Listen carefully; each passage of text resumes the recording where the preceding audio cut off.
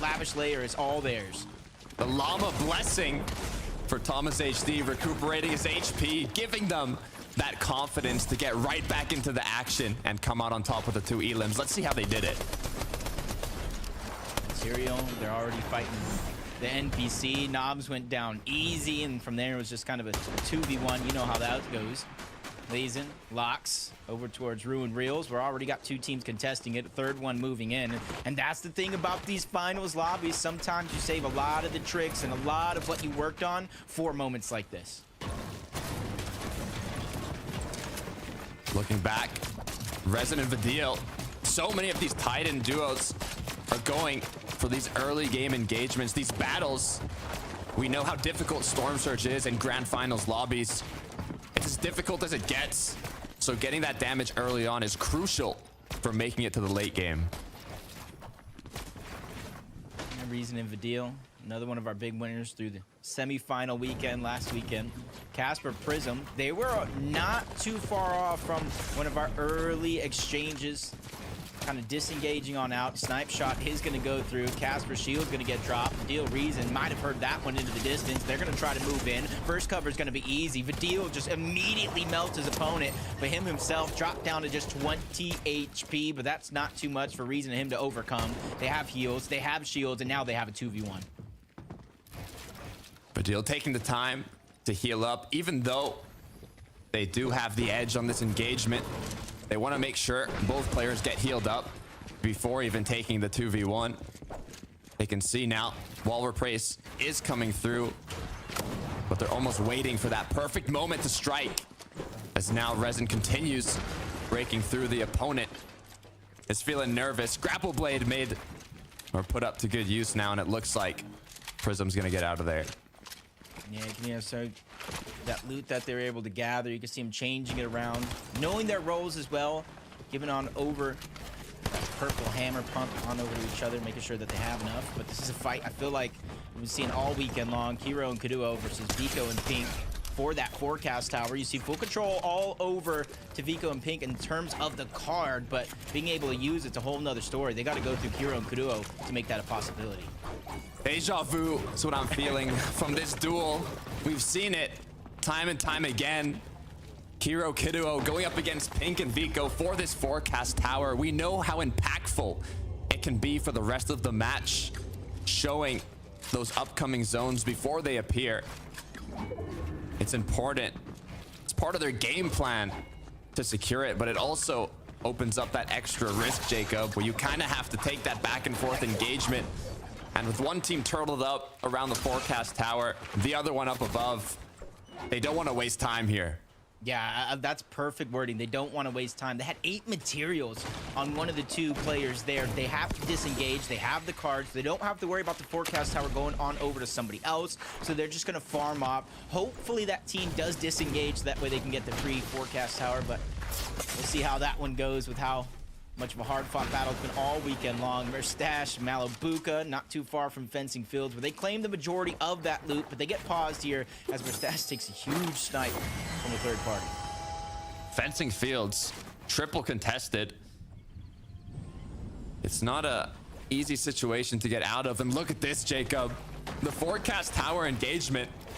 Veno Tacit are going to be the third party. The extra duo that says we want a piece of that action, forcing now both duos to kind of walk away from it. I believe it was Pink and Vico who had that card, so I don't think anybody has secured it yet.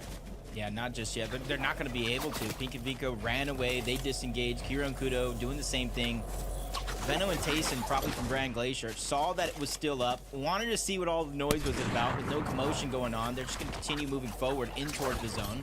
It's not necessarily a part of their game plan every single time, but it's definitely something that they want to get curious about and see if they can gather it. And it does look like Hero and Kudu are just going to kind of stay back along with Pink and Vico. That one could get dangerous as soon as the zone continues to move forward. Taking a look now at Cammy and Seti, who were tied for the most victory royales in the qualifiers with Vico and Pink. And you know why. This duo screams consistency. They had some rough patches in the semis to make it here. But now it's game day, Jacob. Grand finals, 2 days of competition. And they're going to choose to stay in the zone and fish up a little bit with those shield breaker EMPs. Yeah, not too strange from their game plan. And I will say from Seti and Cammy, they're more of our prime time players in this lobby.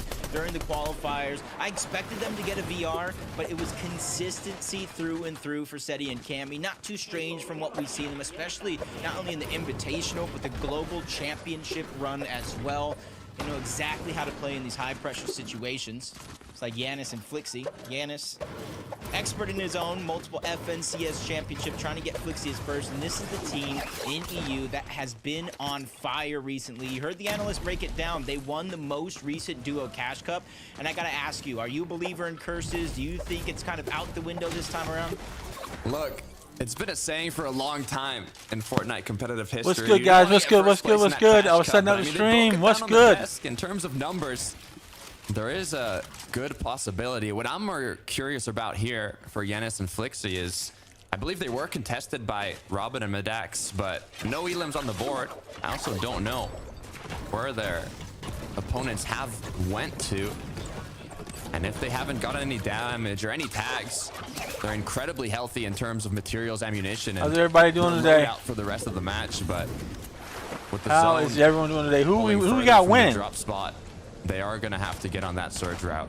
Yeah, and just before we kind of switch, we saw Forecast Hour still up for grabs. Got to imagine Pink and Vico. Who's winning today? Game plan to loot some HP heals, so that way when they do overstay, they're welcome in the zone. It's not going to be too damaging to them. And you see the threshold numbers this time around. It's updated Storm Surge here in this FNCS. And if you guys don't know, Storm Surge it's a mechanic built. Everybody drop a like and stream. What's up, Sylvia? Action within one another, and those on the left are going to be the zones. On the right is the remaining players. Storm before Surge Storm Surge turns off. Mile So if it's high. above that player count, Storm Surge will activate. You see in Zone 3. Remember, requires Storm Surge 90 is remaining crazy players. this Since we're at season. 75, will not get Storm Surge up until about Zone 4, maybe Zone 5.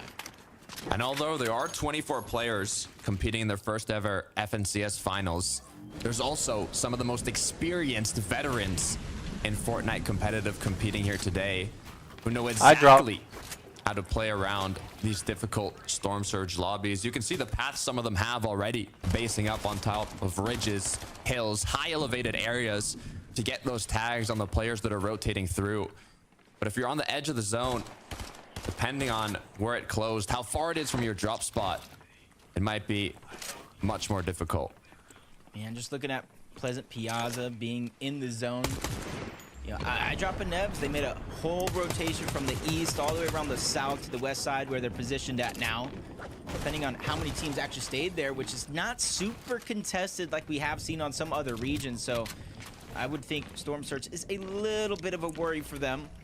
But with the elevation that they have, and I think their position overall, it's not going to be too hard for them to gather it, as long as they don't wait for Storm Surge to actually activate and force themselves to go in. Looking back, King and Phaser potentially could make history this weekend, coming from the Brazilian region, competing on EU, and in the first FNCS they do so, making it to the grand finals. We did see that they're contested, but in game one they have come out on top. So they are definitely starting off strong. And look at this, Jacob. 3 separate duos all at the same time going for Rift Island. Yeah, even though it doesn't grant you points, there's just so much loot to gather up there. The elevation, the heals, it's just a huge resurgence to your game plan. And somehow Veno is going to be the one on top of the mountain. Tayson Veno! up, but he's just like all-seeing eye, gathering information for him and Tayson.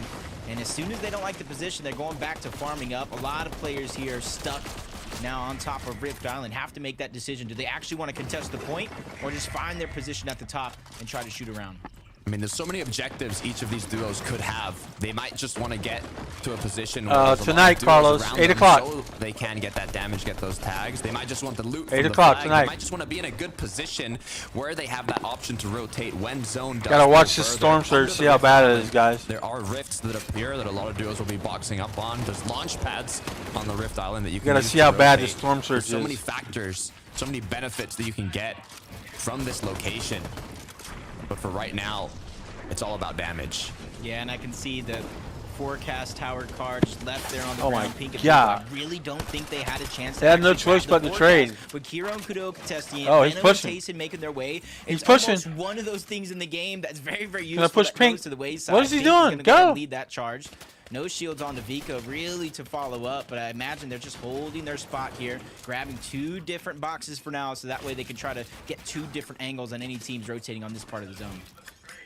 Now that the forecast section of the match has ended, it's more about the combat catches now.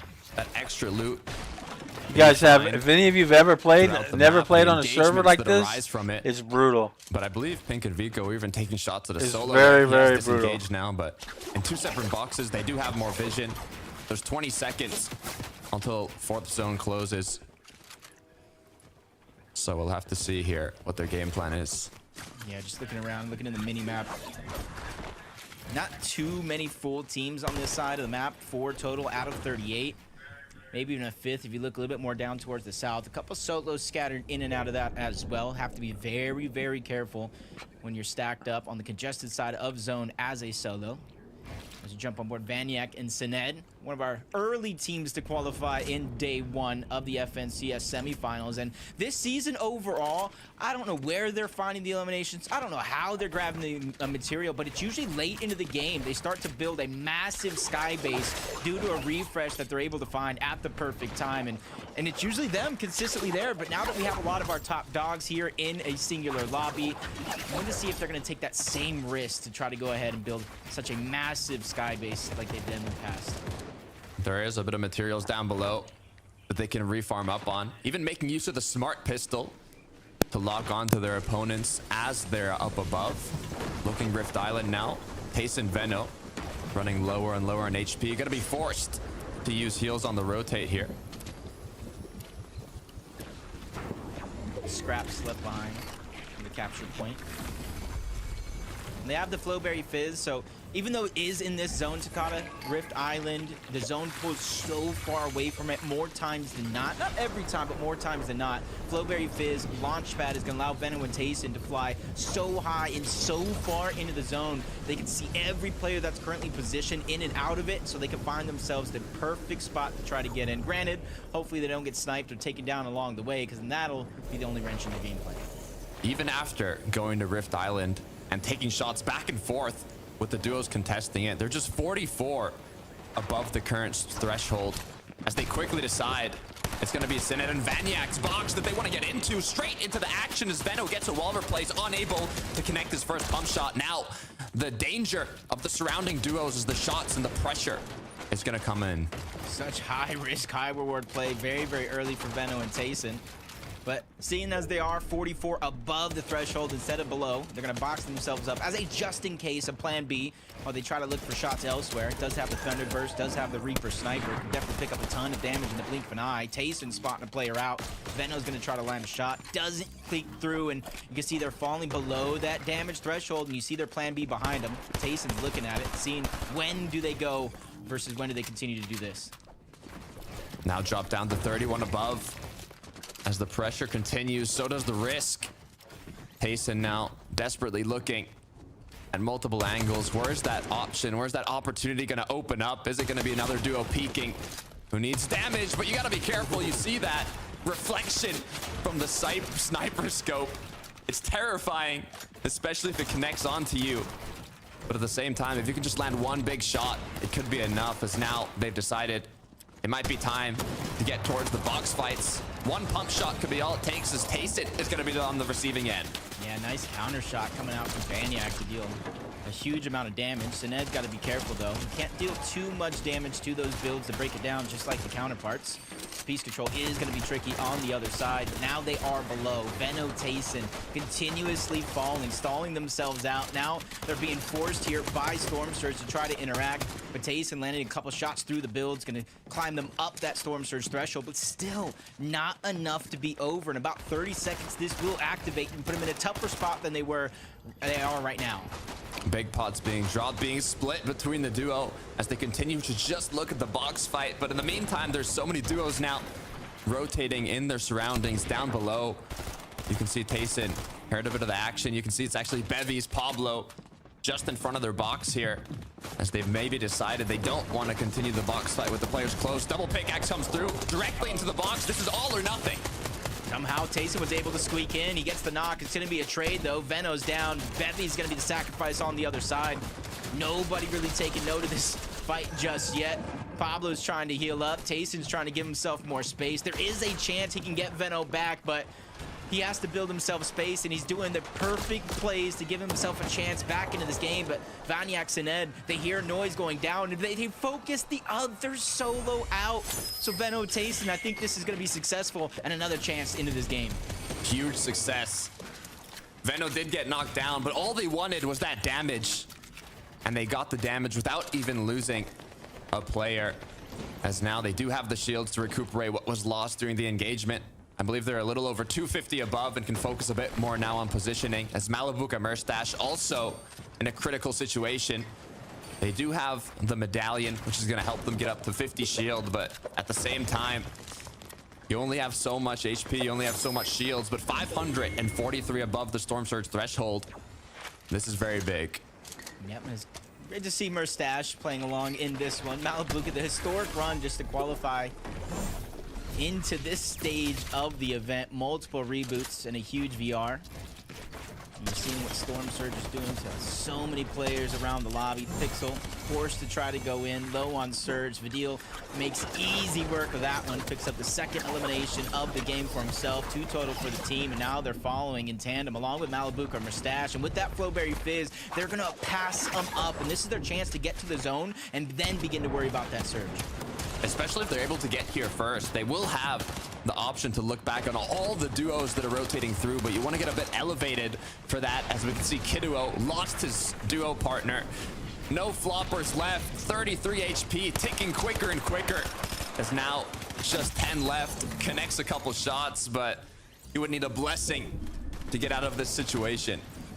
Yeah, Small Fry just wasn't enough to gain the HP and go to zone, but Tayson, Veno, back where we've seen him before, in yet another fight, but this time around 200 above the damage threshold. They're gonna have more control over their game from here on out.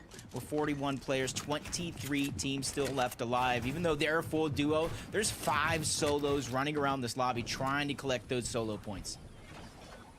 They were put into panic from Storm Surge. They were forced to go all in. And although they lost a lot of their HP, they are now healthy enough inside of the zone and have a chance to make it to the end game. But for Putrick, on the other hand, he did lose his duo partner during the hunt. Now 82 below, forced to take those shots and look for that damage as players start rotating through. It's all duos in the surrounding area. Putrick needs a miracle. Yeah, he's trying to go ahead and rotate while getting the shots, but hasn't been successful so far. Storm Surge, even a couple shots ticking in, and all the damage has been done. He gets sent back to the lobby here in game 1. Zone, it's moving over the mountain, and this is what we saw last weekend. If you're not prepared for these roller coaster of zones, it will be disastrous to your builds, to your material, and your overall game plan. You can see Queasy left as a solo. I will say, luckily for him, he does have those med kits and some builds to work with, so this is the stage when the zones begin to move, he has a chance to stagger himself to try to pick up points or an elimination. 9th zone will be appearing shortly. The first moving zone of the match is Queasy.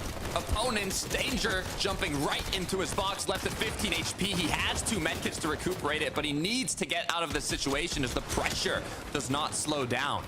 Yeah, the Thunderburst just doing so much damage. Even the Nemesis being on those builds, but 15 HP.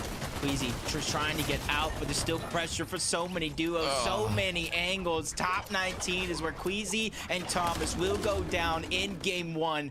Hopefully that motivates him to keep going. Noah, Aqua, they're going to be the first team here on the high ground. Can they hold on to it? Because we see 9th zone for some. It might be too early because we know there's a duo or even a solo at the low ground planning to try to overtake this at the perfect moment. You know how much Aqua likes to play on the high ground with 3 elims already. Holding it from the first zone can be a risky move, but at the same time, first match grand finals, so many resources have been used from these duos just trying to get enough damage and make it into zone. It could be enough for them to hold on to it. Resin now, huge impact there, recuperating the materials. 2 elims on the board total, but you can see They need to stay together on this rotate. Yeah, it wasn't a ton, but those siphon mats are getting him from point A to point B, allowing him to pop the big pot, get his shields back. Cammy by himself, but luckily for them, out of the duo, he's the one that typically does carry the HP heals. Top 16, still got more points to gather and doing a good job of staying ahead of the game. Sees the zone, going up the mountain. He's trying to beat every team there as Pink and Vico went down to Pablo, who lost his teammate Bevies early on in this game.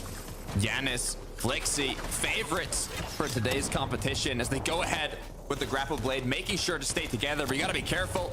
It is Cammy close by. Do they know that it's a solo as they continue to tarp ahead of zone? Yeah, Yanis, Flixie trying to make their way in from Cash Cup first place to first game of the FNCS, willing to break that curse and make it so. But Vidil gets down along the way. Reason stuck by himself, and he's doing a fantastic job moving through these builds, almost unseen. Last medkit now being put to good use, seeing if he can find a rotate here. He is going to be on the backside, so we'll have more options on how to rotate in. Malabuka in a similar situation. No medkit though. No Flowberry Fizz. He has that momentum boost from popping it, but it's only going to last so long as now Vanyak, Sined, they're going for height. This is their chance, but they immediately get stuffed and shut down. He even knocked as Noah and Aqua, they're able to solidify it and keep a hold of that high ground for now. Oh. But he runs into Pablo, but same song, different dance. He goes ahead and gets another elimination, bringing their total of 6. Another one on the books as Malabuka goes down as well. Flixie now left as a solo. He is going to be forced to pop a medkit in zone. This is his chance, though. Placement points for consistency on that leaderboard with his teammate going down. Sined trying to do the same thing as Aqua and Noah on the high ground, putting down an immense amount of pressure. Dioxy and Cade, 7 eliminations. They're looking like some of the most healthy team in this lobby outside of the high ground.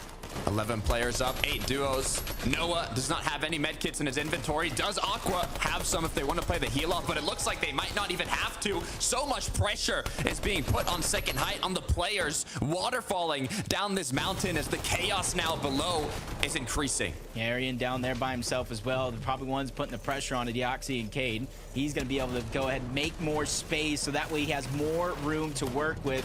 Nobody's really taking note. He's that meat in the middle. Bottom layer, though, now trying to drop it down into the palm of their hands. 3-team FNCS final for game 1. Aqua, Noah, they lose high ground at the worst possible moment. Noah goes down. Cade gets dropped. It's all up to Loki, who gets another elimination, bringing it down to a 1v1, but he doesn't have heals. It's all up to Aqua. He's going back in with 1 flopper left. He's going to use it, ready to fight it, but he goes down. Loki takes down Aqua and takes game 1.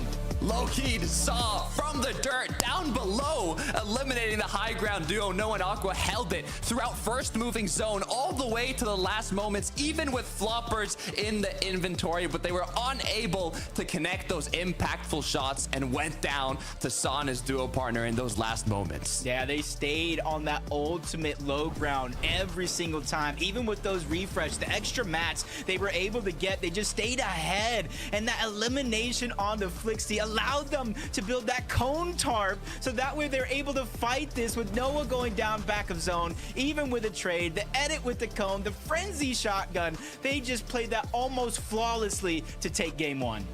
Aryan, low-keyed, you know they are feeling happy now with that motivation from the first game, but this isn't a sprint, Jacob. It's a marathon. This is just the beginning of the EU Grand Finals. Yep, and with that said, game 1 is over. Let's throw it on over to Des to see what they think about the start of FNCS. Thank you so much, boys. That was an absolutely epic way to kick off the grand finals. Although I just want to give a quick shout out to Jacob PR's incredible shirt. Best dressed of the night, I have to say. But let's talk about the best duos of the first round. Because actually, all eyes had to really be on Noah and Aqua as we headed into the moving zone, Levin. Yeah, they were up on height, and I mean, if you know anything about Aqua and Noah, you're thinking, oh yeah, it's a done deal, especially with how that game was going, Mini. I mean, so many top teams and top duos were falling left, right, and center, but in the end, right, it's Arian and Loki that win the game. And I think for me, I think most people probably be saying it's a bit of a shocker, right? Just because this is a team that, I mean, not many people had them on their radar. They qualified from lower bracket, 3, right? The last day of the lower bracket, and it wasn't like they were in like the top 5 of that day. I think they came 11th or something, right? So they barely sort of snuck their way in, and they're in the grand finals and they've won the first game looking very, very strong. I mean, this is definitely a surprise, but a pleasant one. Yeah, and to add to that, it wasn't as if the zone was right on their drop spot either. It was quite a central zone in the middle of the map. These guys land all the way to the northwest of the map. So this is just showing what we can see from some of our teams that we don't necessarily know too much about, that are kind of newcomers into the grand finals. They can definitely pop off, and that's definitely ruffled the feathers, as you mentioned, from some of our big names. I mean, we saw some great performances there from some of the names, but a lot of big teams weren't actually performing right there. Some difficult zones as well with all the water. So really impressed as to how well they did on low ground. I think for me, it's all about Aqua and Noah. What happened to those guys? How did they not end up winning that? But it was really well played from these guys down on low. That's what we have to highlight. Absolutely. Do you think that long rotation from the northwest, do you think that actually worked out in their favor, because they were able to kind of lie low when they needed to, Ayan and low-key Mini? I think it definitely benefited them in some ways. There was a few fights, like that Queasy and Thomas fight went a little bit longer, so it kind of delayed their rotation. I'm sure they would have farmed a little bit of Storm Surge around that area. So whether it's going to benefit them in the long run throughout the rest of today and tomorrow, I'm not too sure, because of course, you know, long zones can be quite difficult sometimes. But whatever they did in that particular game seemed to have worked. And of course, now that begs the question of how are the other teams going to react? Of course, we've had game number one. The players have settled. We kind of understand how the lobby's going to look and how players are going to be rotating. So that then shifts as we move into the next few games. Well, as you guys have already mentioned, we had some really big name duos become solos during round one. So let's take a look at the leaderboard and find out who managed to hold on the longest. I kept writing in my notes, oh, so-and-so solo, so-and-so solo. It was very dramatic at points. Anyone really sticking out to you there, Levin? Well, very obviously first place, right, as we've highlighted already, but Aqua and Noah, I think, are definitely a team that is going to cause problems. It's been a weird season. We haven't had necessarily, like, you know, these set sort of hype teams. I mean, Aqua and Noah can definitely be that. Janice and Flixie will look up for it as well quite a bit, even though they didn't in that first game and still did well. Again, just shows you how good those guys are. There'll be a couple others like Ranyad and Cynic who eventually get involved up there, but if Aqua and Noah can set a precedent early, these guys can be a big problem throughout the day. Yeah, I'm really intrigued as to whether they're going to do that, because this season in FNCS and in Fortnite in general, we haven't really had that height-dominant team that has just been consistently up on height, Queasy, Veno-esque from chapters and seasons in the past. So I'm interested to see what those guys can do. Of course, as we take a little look at the next page of the leaderboard, we get to see some of our big-name duos that, of course, had to go down to a solo. We saw Cammy having to solo clutch there as well. Queasy, another one there. Malibuka and Mustache making it into that endgame as well. Not quite the fragging power that we like to see from those guys quite coming through, but it seems like they're just trying to adjust there to this these new Storm Surge changes that have happened as well. So that definitely had a big part to play. We saw lots of our teams falling at that point. I think the key thing that we saw from that game that is abundantly clear is that this is the grand finals, because so many good teams were struggling with Surge. And that's how you know you're in grands. Like, people don't realize it is hard. It is different from any lobby you've played all season, especially with some of the new Surge changes, right? They've not had much time to practice some of the new Surge. A lot of people struggling, but they're going to have to really learn along the way here. It's interesting to see that Janice and Flixie, as predicted, Mini, did cope with Surge really well. They looked like they were so ready for endgame, but they could only manage that 10th position, which kind of aligns with the last thing I said before we threw to the grand finals, which was top 10 is almost guaranteed for these two. But Levin, I want to know from you, what's it going to take from this duo to go all the way? Because Mini's already given his theories. No, it's a great point. I think when you look at their end games in particular, the ones that really shine the most are the ones where they're playing for height, right? And in those games where they've gone up and they grapple up for height, it's a lock. You know, you're really confident in them. When I was watching their games, the ones that concerned me were the ones where they weren't playing for height and they were going for mid ground instead. And what I noticed was it's not like they're lost when they're on mid ground. It's definitely not the case. But they're not really great at converting a lot of those games into like a top 5 to, you know, top 1 to 5. A lot of those games end up being, you know, top 10s, top 9s, right? Really stretching the distance to get those extra placement points when they're playing mid and low ground is something that it seems to be a bit of a problem for them. So they're going to need a lot more height games is really what I'm thinking here. I'm going to defend my boys here, though. What they did do very well was getting that Storm Surge early, right? They put themselves in that position to be able to go up for height. Yeah, we're talking about Aqua and Noah on height. Will they be able to do it throughout the rest of these 11 games? I expect to see Janice and Flixie going for that at some point. And even we saw it from Tayson and Veno, one of our teams that we highlighted at the beginning of the tournament. These guys, they had troubles with Surge off spawn. It just shows that if you don't get those tags early on, it can cause some problems later on. We've got 5 more games to go tonight because we're treating you to a whopping 6 games per day of the grand grand finals. So without further ado, let's head in to game 2. Already, FNCS is beginning to heat up. Game 1, the top team on that high ground, Noah and Aqua, got overthrown by Loki and Arian. What a fantastic showing of force to start us off. Look, you said they got overthrown, but those were in the last moments of the match, Jacob. We've talked about it before. Taking height from first zone is difficult. You're going to have to find refreshes while you're up above. You're going to have to drop down, risk yourself a little bit to get those materials, but we'll see who's able to do it in the next game. As the battle bus is ready, let's get into it.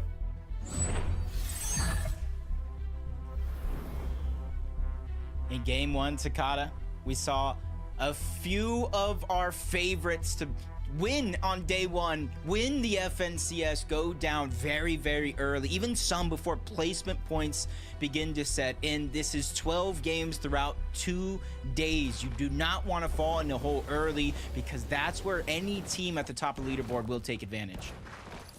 Aqua and Noah looking uncontested as we switch over to the contrary. Mongrel, Mr. Savage up against Nate and Lane. It did not go the way of Mr. Savage and Mongrel in the first match, but will they be able to come out on top here? You have to be careful, though, because throughout the semifinals as well, that third party just right across has played a role, but Savage is going to be the first one drop, leaving a lot of pressure onto Mongrel to try to clutch up. Lane is still on that chase, and there's no shotgun in the inventory of Mongrel either.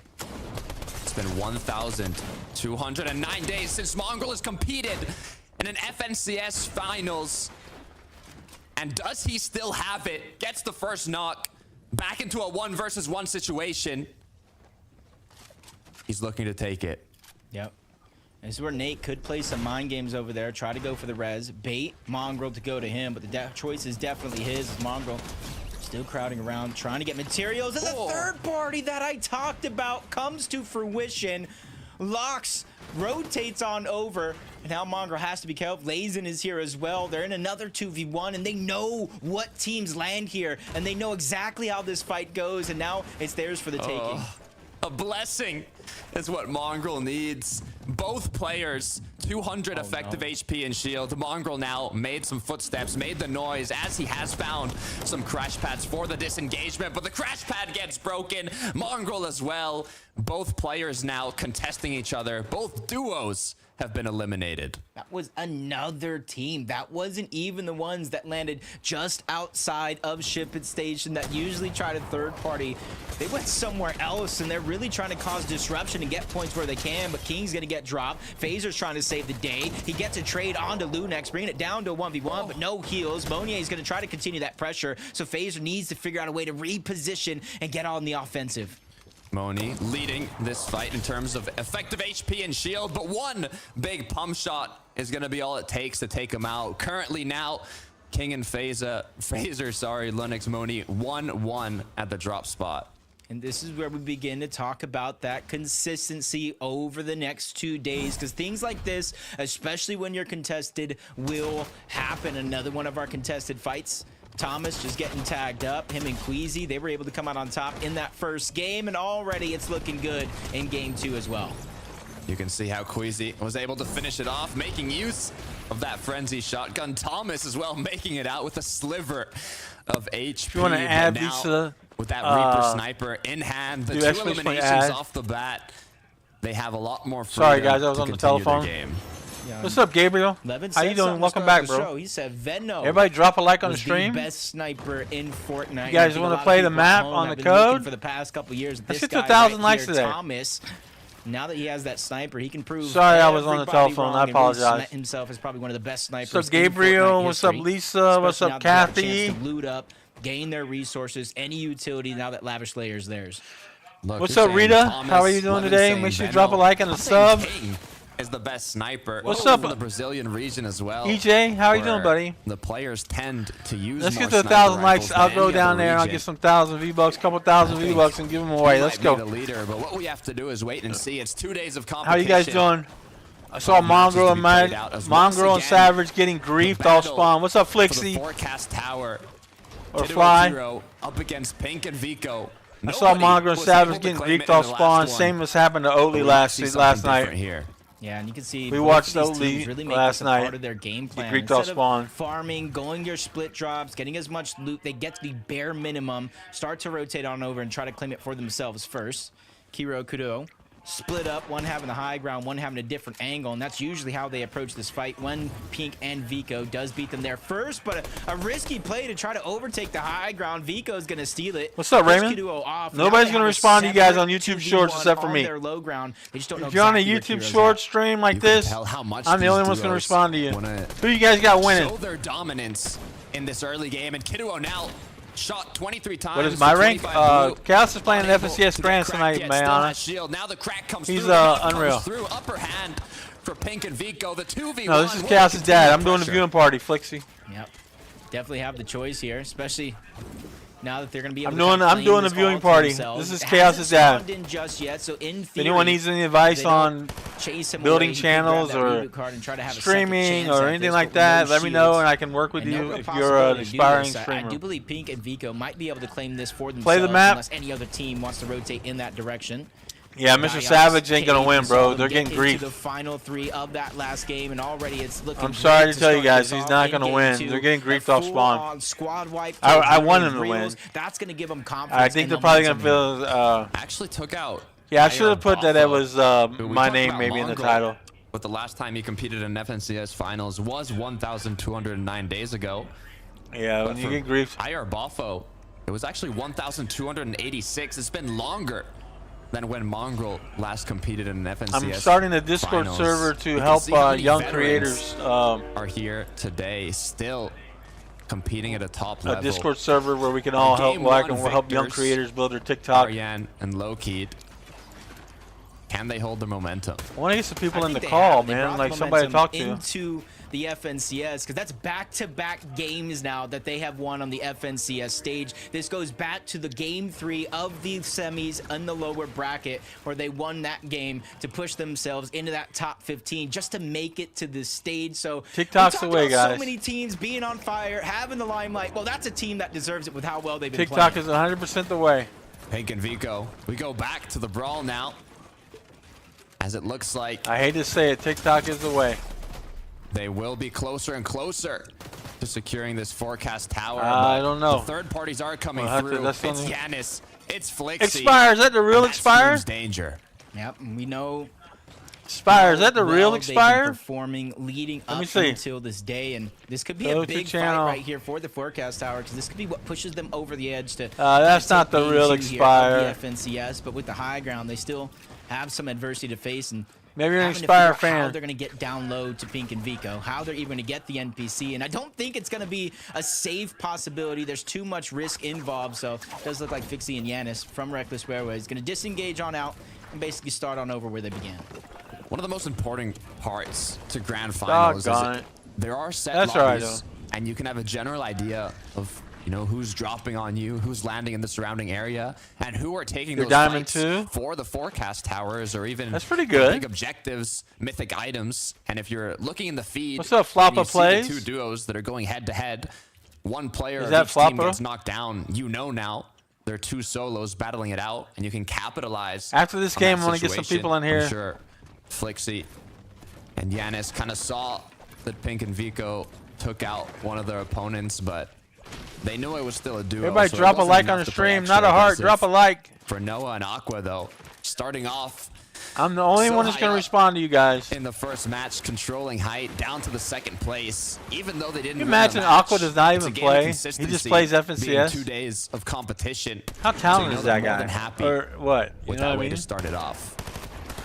You know, kind of looking at them in this game to kind of figure out what's the mental toughness, right? You can be gotta get happy that you got surged. that top 3, you're in 3rd place, but it's all about, can you have that Yes. mental composure to realize that opportunity slipped through Exclamation your point hands, ad. and instead of being 1st place on the leaderboard, you are positioned in 3rd. But Just we'll figure donate out how $10 the and I'll team add compose you, and then we'll themselves play as we later. jump on board Veno and Taser. If you want to play, just donate $10, From and I'll Grand add Glacier, you through see them Discord. rotating around, using a lot of those static launch pads for mobility. That allows them the elevation to figure out where a lot of these teams are positioned. Exclamation as point well. ad, And I'm sorry, From I what we put saw in 10. last game, Surge is going to be a problem for them. It What's up, happened Tyler? in game 1, and with nobody nearby here in game 2, you got to imagine it's going to be There's a the same command thing. for everything, guys. edge of the map here. You can see a few duos in the surrounding area taking shots at each other. Camiseti, Aqua Noah, even another duo up north here. Just send me your epic in the chat and I'll write it down. They've done a great job. Almost after you donate, put your epic in the chat. Have some of their bases. I can write down on this this paper. Zone has pulled closer. Snipe shot. Unable to connect from Cami. Only 7 more in the chamber. Just come by the stream tonight. This is a viewing party. But if you want to add, put your thing. Shots. Cammy and Seti, maybe? I was wondering. He left the med kit up there, and I was like, what is... No, Riley? Why is he playing so good? They have a ton of different heals scattered around. Play the map on the play the map on the screen. Weapon cache is starting to appear for a lot of these teams. It does look like Reason and Vidil might have shared one with Noah and Aqua, with Noah and Aqua being the ones to collect that and all that loot. And you got to think, look at the materials right now. It isn't necessarily too bad for Vidil and Reason, but they definitely still have more work to do, and where they're going to get the metal is going to be the question for me. That is a difficult resource, the most scarce one on the map, and usually these players will have routes for everything, for Storm Surge, for right off the drop spot, how to maximize efficiency to get as much loot as possible, but also be put in an advantageous position against your opponents if you're contested, and even were to farm up that metal, as it's so crucial later in the match. We've also seen a lot of bushes being put to good use, especially if you have a sniper rifle like Flixie does have in hand. You can see almost like Cami and Seti here with the amount of spare loot they have. They're like squirrels hiding all their nuts, all their precious items around their drop spot, as all it takes is one quick sniper shot. I'm wondering here if, I mean, the wood structures are kind of on purpose, as it's going to block those shots from opponents taking blind shots into the builds, but at the same time open up opportunities for you to peek. And you can see, though, I like the way you said, I feel like we're 2 peas in a pod sometimes, because I'm looking at those builds. You see some of them are kind of edited down just a little bit to try to minimize the amount of coverage that they won't be able to kind of shoot shots from while still being able to protect themselves outside of the box. I haven't seen that too much from players that are camping in a lot of these bushes.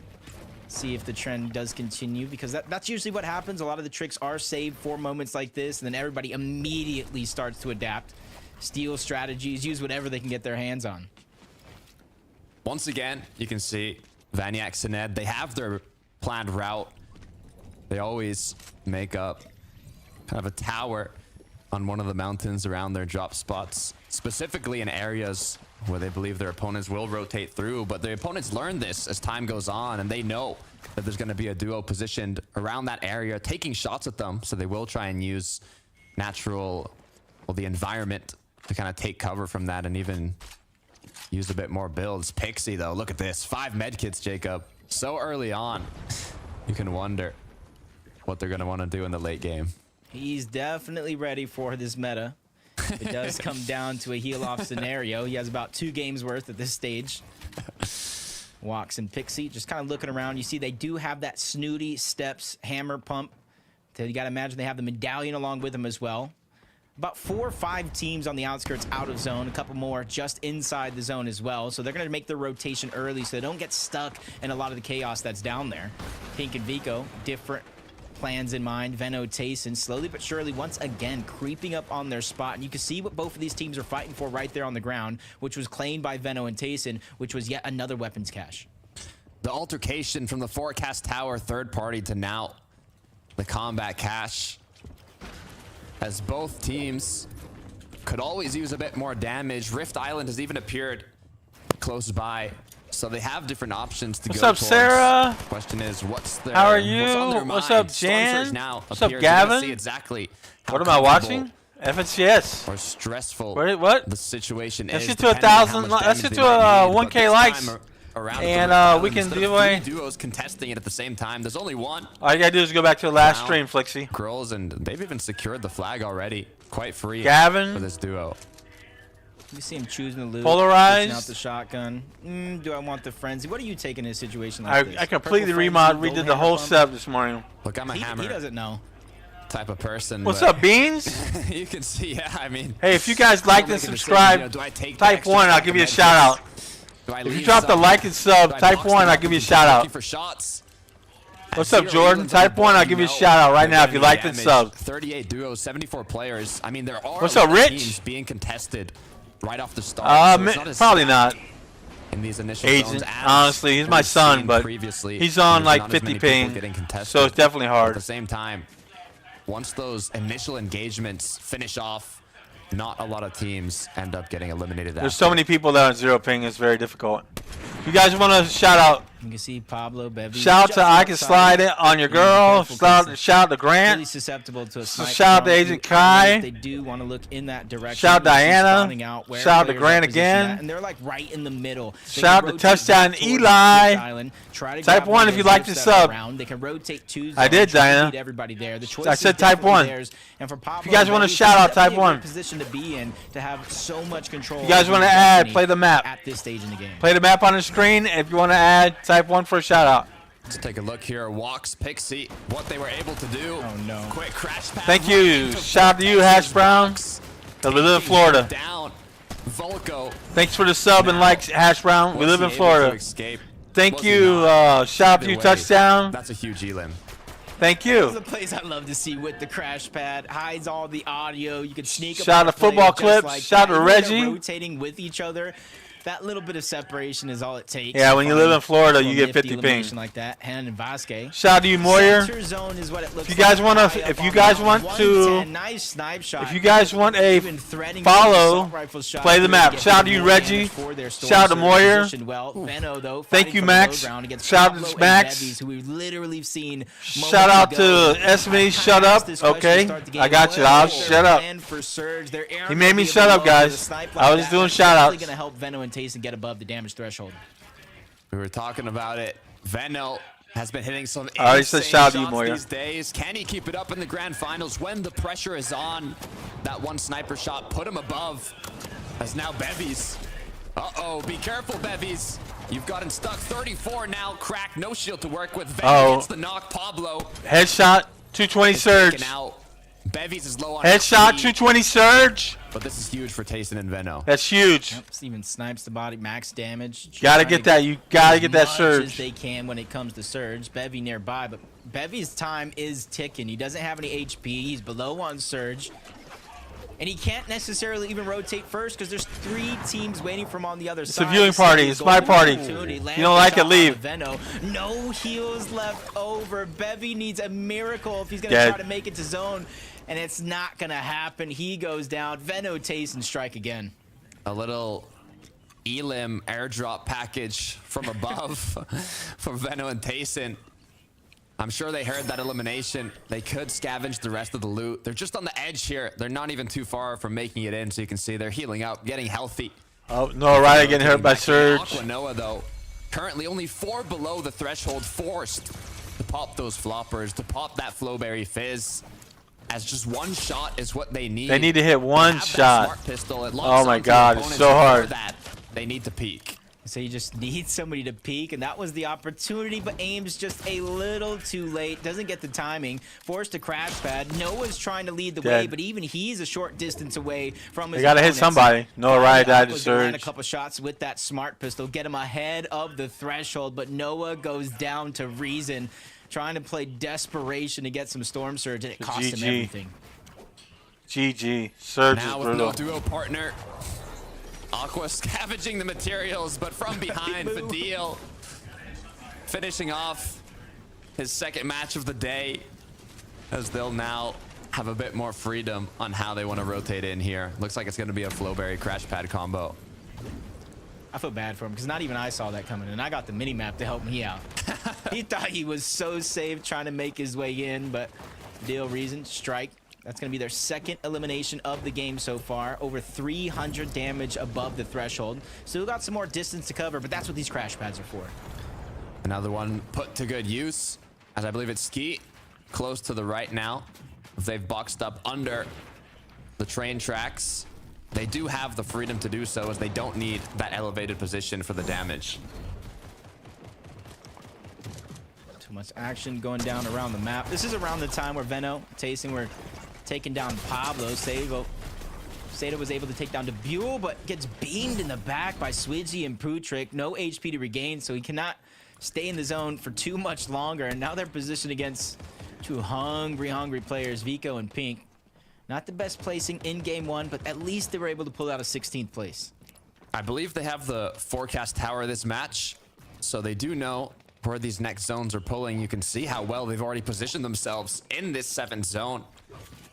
And their duos, or not the duos, but their opponents in the areas might be wondering, you know, do they know something that we don't? Should we be following them as they continue to rotate? Good amount of materials, decent amount of shield. As we look back over, Thomas HD. Now look, appreciate you. Thomas HD, 14 top 10s, 10 top 5s, 7 top 3s in FNCS finals, but yet to take one home, yet to lift up that trophy. And now with 5 elims on the board, could this be the tournament? Yeah, I kind of made a bold call, probably along with everybody else in Fortnite, thinking this could be the Thomas HD season. He has yet to win one, but he has also come so close so many times. It's almost painful at this point, no matter how well you're performing. If you ain't first, I don't want it. That's probably what Thomas is thinking now at this stage. You know in the how game. much he wants it. You know. Especially with global championship spots up for grabs after this weekend. They could be the first ones to claim it as their own. That is the question. That is the question. But with so many titans, so many legends from Fortnite competitive competing here today, it's harder than ever to take a spot at globals. I drop Nebs though. 368 above. They're feeling quite healthy here as Art Skill is going to be able to pick one up. Storm Surge active now though. The lobby is going to get electric. And one thing about iDrop and Nebs, we really know what they're capable of. They can pop off at the biggest moments. Sometimes when things don't go their way, it's hard for them to kind of get back on track. But like you said, 368 damage above the threshold. Very little for them to do. It's just kind of biding their time, waiting the next couple of seconds for Zone to move forward before they figure out where their rotation is going to come from. And already you're seeing them lining up a crash pad play, even though they do have some grapple blades. Waiting for the perfect moment. They hear their shots. They know that Storm Surge is active and it's going to cause the aggression from the players that are below. For Hen and Ski though, already one elim on the board. Grapple blading ahead of Zone. Will they build up though? They have an opportunity for elevation. Are they going to take it? It looks like Ski's already boxed up. Almost full low here. A whole duo on top of him as he's forced to wait for the regroup. Yeah, they went on the right side of the zone where it opened up, giving them more space to work with. As they're above damage on threshold, you see a lot of teams around them may not necessarily be as safe as they are. Get an early peek at high ground. Swizzy Pootrick might be too soon to tell if they can hold on to it. At least that's the way the trend has been going all FNCS long, even from the open qualifiers to the semifinals into this stage here that we saw in game one. You hold on to it too soon, a team will more than likely at least try to battle you for it. I mean, it worked out for Aqua and Noah in game one. Got them all the way to second place before they had to take an engagement. Issue was for Aqua and Noah, all they had was one flopper, no medkits. And on the contrary, I believe I did see 3 medkits in one of the inventories up there in the clouds. So hopefully they can hold on as all they'll need is materials. And now 9th zone, first moving, commencing. Yeah, majority of the lobby having a far pull. Flixie taking some shots, but not anything to get scared about. Vico Pink, they have different plans in mind, trying to get to the box. Art Skill stuck by himself, unable to really land the damage for the elimination, but I love the aggression coming out of Vico and Pink when they need it most. They cannot run out of material. Vidil, Reason in a similar spot, but they've got themselves space and time to pop the medkits. It's the shields that they're lacking, though. Does Resin have a Flowberry Fizz? I see him take it out now. Yes. It's gonna be enough to recuperate a bit of shield, even give them that boost to continue rotating through. They're above, they're getting healthier. They have a couple eliminations and a good amount of materials. You can see now as the tarps continue, so does the pressure. Queasy knocked down. It's all up to Thomas now. He snatched that medallion at the last second, and on the receiving end of the Mythic Frenzy, all but just a sliver of HP, but he gets forced back to the zone. That's where Thomas is going to get credit for that knock, and you see him going back, trying to get the materials, maxed up on loot as well. He's definitely cementing himself to have a big game here as a solo. Oh, 3 med kits for Thomas HD, full materials. This this is what he needs to continue forwards. He can even play the heal off if he's able to make it far enough. 17 duos are up, 30 players. Multiple medallions as well. The list of things that are going right for Thomas, other than him being a solo, is there. Nebs and iDrop trying to break to the back of the zone, the back of the box. They get confused momentarily as iDrop takes a huge amount of damage trying to make his way in. This is where they're going to stagger themselves. Flowberry Fizz, and say hop their way to the front side of the zone. Still on high ground. I believe it's Swizzy Putrick. They've been maintaining it, but iDrop Nebs, their second height, as the pressure from above is gonna be raining down shortly. The zone pulling over water. Tace and Veno close to second as Thomas is still going strong. Yep, he's looking probably the toughest solo player here, even separating himself from everybody else. Veno, Tace, and make a shot at the high ground. It drops down and it turns on its side. They're the ones who went in for the elimination. Veno stuck to the outside of the zone, 15 HP, running out of build, but finds a huge blind fire with the Reaper, unable to get the knock, but he's still trying to chase that elimination as he runs out of builds. Just 15 HP, and it's gonna be the one shot to take him out. Vico now left as a solo as well, gone down, eliminated. It's Thomas HD. He's still going. This is a solo that everybody knows that can put up some big points. 6 eliminations by himself, 8 as a team. A 9th's gonna be found as Lunex goes down, but Monier is trying to save the day. Swizzy towards the outside as well. There's where all Thomas's loot is gonna go, to the west side as he gets pressured from the high ground. Winnable for Thomas HD. He has 3 medkits. He can play the heal off. All he needs to do is stay up until that last zone. With 8 or 7 eliminations to his lane, he is on fire. Yeah, everybody here is solos but one team, and it might be the high ground team. This could be a great chance for Thomas to win this game. Taking a tick in the zone, that's going to allow him to start the heal off just a second earlier as iDrop's trying to creep around below. Thomas spots him out, makes him run into the next box. This is where everybody's getting closer and closer together, running out of time here at the end. Huge for Thomas HD. That's 8, but he gets dropped down. He gets eliminated. The medkits go to iDrop. It's now 2 duos up, 2 versus 1. Will iDrop have the space to pop the medkit? Yanis, Flixi taking shots, taking the elimination, and getting the VR for game 2. No medkits, no heals, no problem for Yanis and Flixi. And they even saw that person trying to heal off, thunder bursting straight into the box to cancel the medkit and steal the game away. Yanis and Flixi are looking like the Titans on top of the mountain now. They were dominating in this recent match. I'm not sure exactly when they were able to overthrow high ground, but there was so many solos down below that just having that chemistry, having both players up, was enough to give them that advantage to secure the win.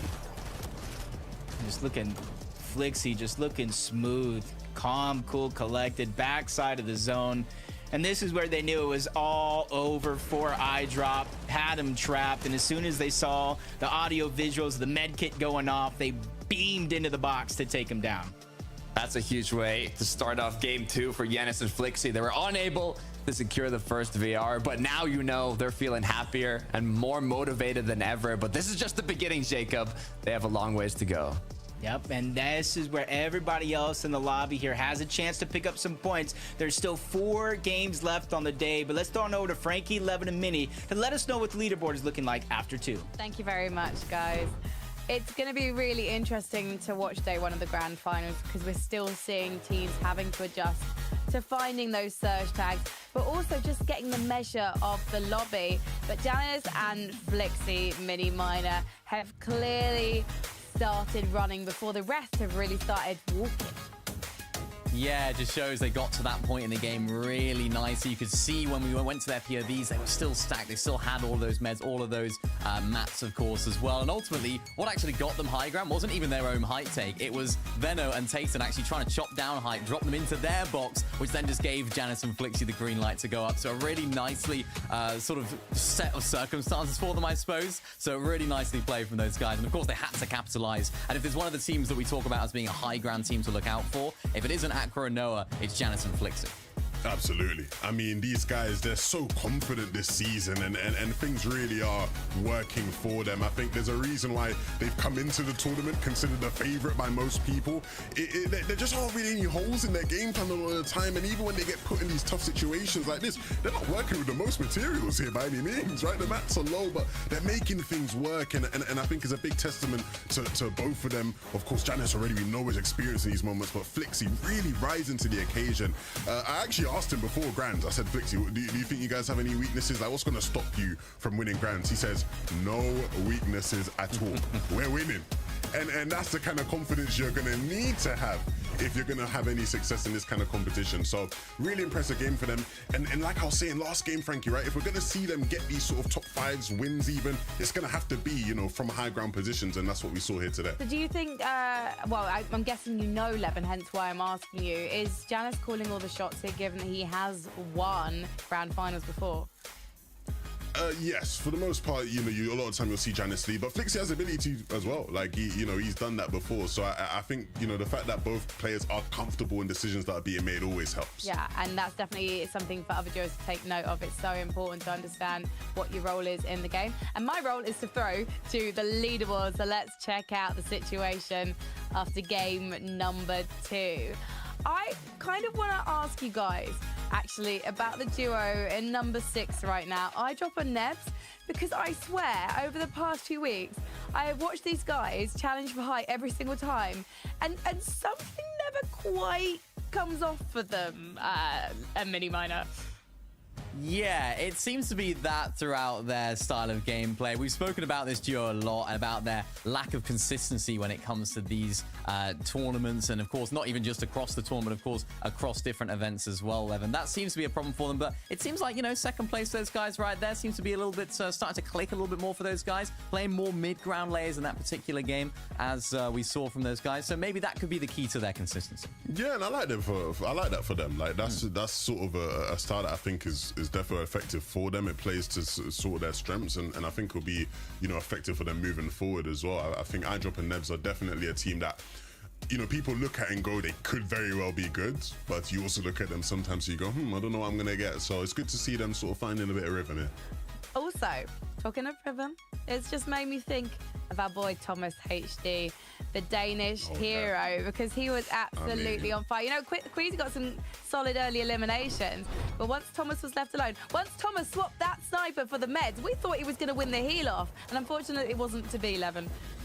Still, the clutch was really impressive, Frankie. I mean, this guy he's coming off of a hot performance, right? In the semi-finals, Thomas led the way in terms of damage dealt and the ratio of damage dealt to damage taken, right? This guy is a tank. You know, he's eating up not much damage, but he's outputting a very, very high amount, and we saw that on display here in this game. Nobody's safe in this end game. I mean, people are running about, they're just getting shot from everywhere, and you're almost thinking, where's it coming from? It's Thomas HD. He's always lurking in the shadows. And I mean, look, the solo clutch performances are always huge, not just for finding rhythm mini, right, but keeping your tournament alive. Yeah, exactly, and giving your team a little bit of a boost of confidence, especially for Thomas right now. He's more comfortable, I feel like, when he's in these solo clutch situations. He seems to be more calm when he's in that position because, of course, he has that mythic shotgun that we've spoken about him using so well before. And I think that's ultimately what you can have in your team. You have someone like Thomas HD that can bring the team up when Queasy went down right there and can carry the team on his back. You're onto a winner, and hopefully they don't need to use that too much. Yeah, and we've seen already in some of these games, right, they're contested or sport. They're not guaranteed to play 12 out of 12 games. So you have to make these kind of games count. Otherwise, you know, you're going to be looking back on this FNCS going, it was almost a win we wanted, but not quite. So hopefully we can see them keep up those performances. Well, we're nearly at the halfway point of day 1, boys. So I'm hoping now that those duos we're expecting big things from have managed to ease into the competition, and we're going to see even more duos make it to that end game, because they're going to need a buddy with them when the fighting gets to its end point. So let's head back to our casters to Carter and Jacob PR for game number 3. Levin said it best. Nobody is safe in the grand finals. From Mongrel and Savage contested off the start. Yanis and Flixie annihilating the players from above. And even Aqua and Noah in the first match, holding height throughout the whole late game. Nobody's safe, Jacob. Yeah, nobody's safe at all. But let me give a huge congratulations to Flixie one time. That was his first VR in an FNCS finals lobby. And there was a lot of questions going around. We know what Yanis is capable of, but can Flixie keep up when the pressure is on? And let me tell you, he kept up, and he kept up big. But now if that momentum can carry over to the next 4 games, we will be on the lookout for Yanis and Flixie lead to kind of end the day. But there's still a lot of teams that have to push themselves over the limit moment to catch up on the leaderboard before it's too late. Game 3 starts now, and it's the last game before the half.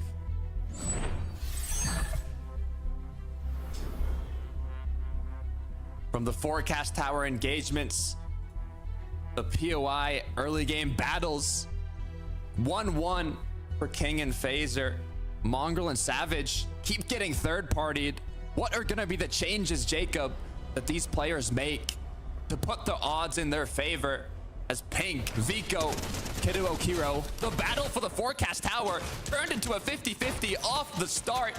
Weapon goes to Kiro and Kiduo, and looks like they are going to take the 2 elims. Well, that's one way to take control of the forecast tower instead of waiting. And that's what I was talking about. The camping, getting there first is important, but the fights all around the map are just starting so quickly. Thomas goes down after a miraculous performance as a solo. It's going to be all up to Queasy here by himself, but he definitely does have the hammer pump and the striker. If he can solidify one of these fights into a 1v1, he will have a huge chance to clutch up. From the solo rampage that Thomas had in the previous late game to now getting elimed off the start, leaving it up to Queasy. Is Queasy gonna be able to bring them back from this early game? He's not in a good place at all. Being a 1 versus 2, being forced to let his opponents heal up, loot up. He's really gonna have to do something special to get out of this. Even though they know he has to go back for the reboot card onto Thomas, it's almost like he doesn't have a chance to loot it up just yet. He has to kind of build himself up before he kind of makes that chance to go back on over towards Lavish Layer. But for now, it's Noms and Cringe who are going to be able to claim it as their own. And what they're doing here is they're making sure Queasy isn't anywhere in sight, not too much around, so that way they can go for that NPC uncontested. You can see how quickly he disengaged, but we'll take a look. Fencing Fields as well. Highly contested POI spot. 3 duos landing here. Throughout most of the matches, though, it has seemed that Malabuka and Murstache are the duo that secures the medallion, that secures that mythic loot, and eventually the vault. Will that trend continue? Will their opponents get a bit more aggressive? As Diox and Cade, you can even see they are leading the pack in terms of points. Yeah, just consistency overall has been kind of destroying the playing field, even if they aren't picking up a ton of eliminations. But that's the thing, even though they're not getting the fencing filled loot, they're still able to do wonders with their game plan. Just got to imagine what happens when one of these teams falls way below the points that they kind of gather in some of these games. As he not only gets the mythic loot, he finds the gold one as well. Savage by himself. I do believe Mongrel was dropped off earlier on in this same game as Nate and Lane are just taking over the ship-it station. Mongrel, Savage put into panic as they got to figure out what can they do. Even if they come out on top in the 2 versus 2 off the start, there's so many players in the surrounding area. The duo's waiting for that to happen so they can third party. There's almost no way to get out of that situation unless they're able to finish the engagement almost instantly. Oh, but be careful. If you saw what I saw, Jacob, I think I saw a little Queasy there crouched up behind the register waiting to take someone's order. Is Ark hungry though? Is he thirsty? Does he want to drink from the gas station? I hope not. Uh-oh. This could be massive to turn Queasy's game around. Oh, he has to go in there eventually though, that's the thing. He has to go in there to collect all that gold. Queasy, he has to be perfect here, land the shot. In goes Ark. This is his chance. Queasy's just being very careful. First shot's gonna go through, and that's gonna be a monster of a shot. Ark is by himself. His teammate in the minimap trying to close the distance, trying to alleviate some of that pressure. Shots come in. Queasy gets a knock on the Ark. That is gonna be one, but Rick Moore's there to revenge his teammate, and he gets it with ease onto Queasy. A nice attempt coming out, just wasn't enough to pull them over. And Queasy and Thomas are down. Got the initial shot off. Was not able to box him up in time, though. Good reaction time, to be fair, by his opponent there. Just holding off until his duo came to help out. Queasy, I don't think even got the full finish, only the knock, so won't be getting those 4 points. As a reminder, it is 4 points per elimination today, but tomorrow the points do multiply by 1.5, so it's 6 points per elim tomorrow. As we look back at Ski Hen, We're just kind of looking around to see if there's any players rotating. Yeah, it does look like, I do believe they're going to get that forecast tower for themselves, unless anybody's willing to make the risky play and try to go for it and contest them. So one forecast tower down. Pink and Vico went down to kind of start the game, so you got to imagine Kiro and Kuduo are claiming that for themselves. Right on cue, thank you very much. So that's 2 forecast towers down, seeing who's really giving themselves the best opportunity to take the game. And look at Kuduo's inventory, no shotgun at all. What a risky play, because if they were to get contested, not only are they separated, I'm not sure how well he's going to be able to fight back with just a striker. I mean, we talked about looking at the feed in these lobbies. The players in the surrounding areas that could potentially third party would have seen that Pink and Vico got eliminated right off the bat. And basically means that Kiro and Kuduo are going to be more than healthier. Or healthier enough to get that forecast tower. But Giro's Cherry, they were looking like they had the tower for themselves. But now, Putrick, Swizzy, they say, we want that rotate. We want to be able to see those zones. And Giras gets cracked. This could be more than enough. Was it the NPCs that spawned in that did all that damage? Was it Swizzy? As he gets the knock, it seems. The 1 versus 2 now for Putrick and Swizzy. Oh, I thought he was going to go in there and try to activate it real quick. It's down. Anybody can grab it, but the cone is stopping the terminal from easily being accessible. As you said, Gears is already going to get chopped down. Putrick is ready to go on the hunt with the Flowberry Fizz. They haven't even gathered the forecast tower yet. I'm assuming with a little bit of hesitation from Swizzy, he's going to try to capture it before it's too late. Forecast tower will be captured. Putrick now trying to hunt down this player that's escaped from his line of sight. But with zone closing, it is the second zone. It's not going to be too dangerous to stay in it, especially as quickly as they can rotate. But it looks like Putrick's going to give up on that idea. He kind of took a look, said, nah, maybe not. As he goes back to Swizzy now. And they're grouped up. Yeah, that was looking a little cautious there for a moment. But for Putrick and Swizzy, not too many worries for them. Still trying to go on a sniping spree, seeing a team trying to build and move their way forward. Forecast tower is going to be secured. Swizzy making that call for himself, letting Putrick get confident. That's Robound and Axe Force in the distance that Swizzy and Putrick are potentially trying to gatekeep on out before they move their way forward. They have multiple ways to rotate here, whether the grapple blade or the launch pad right above them. The choice is definitely theirs. You can see too, there's not even that many. I didn't see a single duo based up on the edge of the zone as well. So Swizzy Putrick shouldn't have too many issues as they rotate on in. For Cami and Seti, they have pulled this initial zone quite close to their drop spot, so they haven't had to rotate too far at all. But they have had to continue looking for those shots. There's only one duo currently in their line of sight. And he's unable to hit that initial sniper shot. Very quiet performance so far as well from Cami and Seti. Something that you don't typically see, but when you do see them start off slow in an event, it is the early portion, so don't be too surprised if you see them have a global championship style performance in the finals where they were able to catch up on the tail end. Yanis and Flixie rotating. They haven't had to rotate too far though from Reckless Railways. They're just trying to leave the POI, get some surge, backtracking their steps. They know where all the loot is at over here towards Reckless Railways, so it won't be hard for Flixie to find the HP he needs.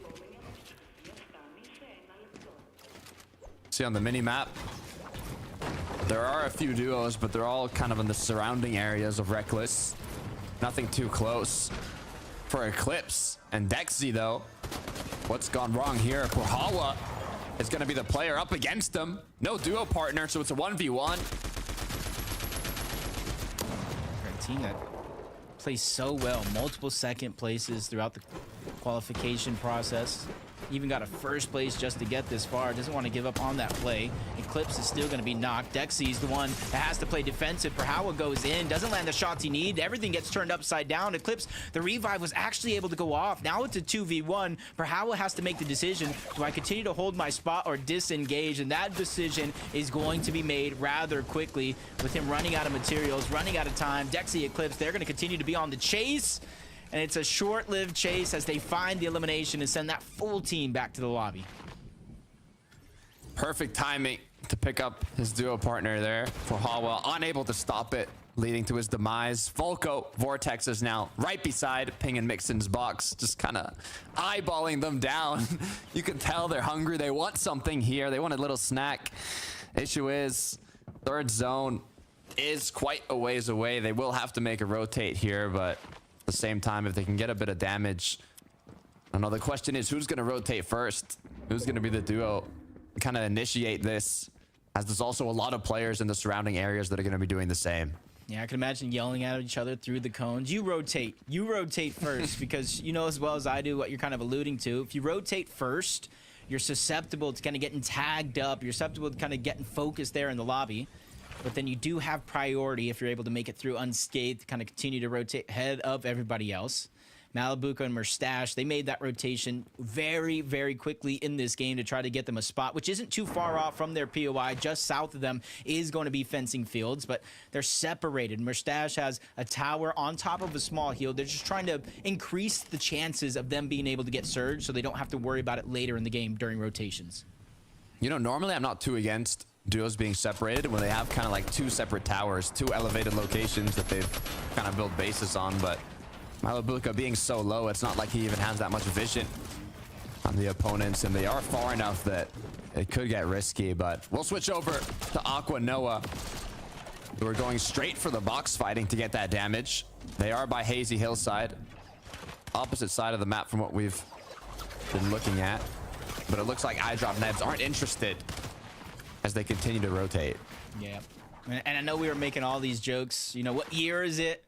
With the people qualifying, Aqua, Mongrel, a lot of our OGs make it to this far, but it just kind of shows that they still got it. Especially knowing Aqua starting this game off in 7th place so far throughout 2 games, been pretty consistent. And this one could be the one to kind of push them over the top ahead of that point curve, because usually after game 3, that's when you see the curve start to form where you're out in the leaderboard. You're either on top with very little worries, or you're in the middle. That's where you really got to pick up your game. Let's take a look here at what Cammy was able to do. Looks like they caught Sined off guard here. Just one quick frenzy shot's all it's gonna take.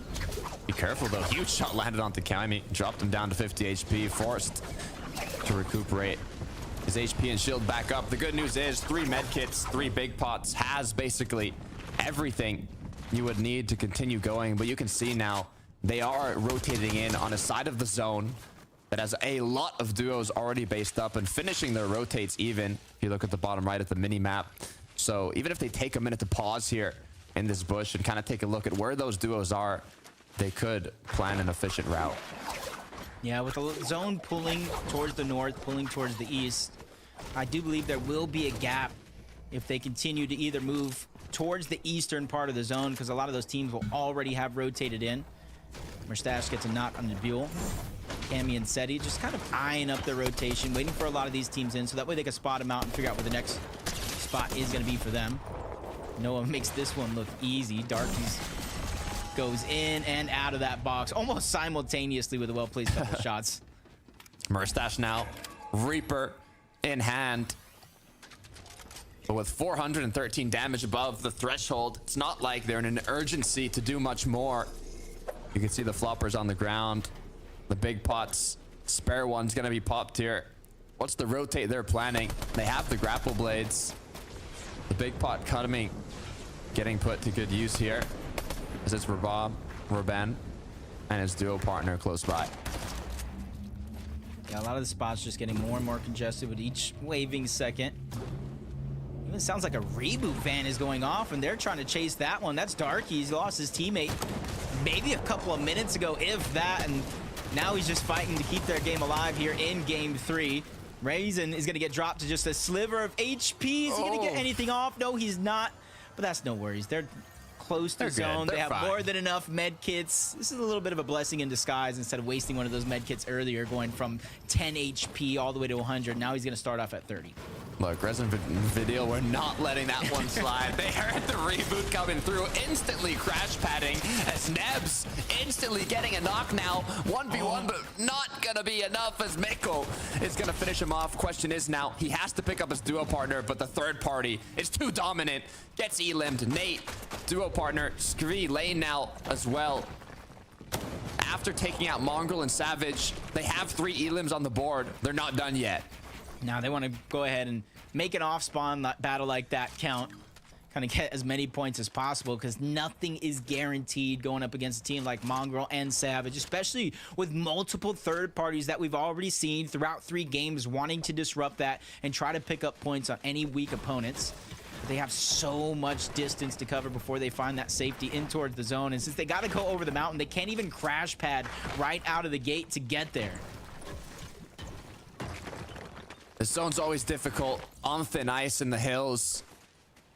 It opens up some opportunities to kind of use that natural environment to block some shots as you rotate. But at the same time, when it's full of duos, full of players doing the same, it makes it that much more difficult. And look at this. Once again, Jacob, the kind of bush base, I guess I'll call it, that Janice and Flixie have continued to do, where I'd say it uses just as much materials as a regular box, but you have a lot more vision. And the opponents don't even know exactly where you're taking those shots from. You can see now all the rifts from Rift Island coming through, the launch pads, a bunch of birds in the sky. They're basically just aim training right now. Unfortunately, it looks like they need to put a bit more hours into it, as not a shot has been landed yet, but hopefully the snipe unable to connect. Yeah, I got to be thanking Yanis there for grabbing that smart pistol. The few shots that were able to connect and get them above the damage threshold, or continuously, I should say, came from that smart pistol with the lock-on feature. Reason Vidil under pressure yet again from one fight to the next. That's Casper on the other side, and a quick knock going to be found by Reason. Duo has no other choice but to disengage and continue moving forward in zone. And another lifeline has been grabbed by Vidil and Reason, because look at the med kits, look at the shields and the material they were able to get because of that. You're gonna see now, it is 6 zone.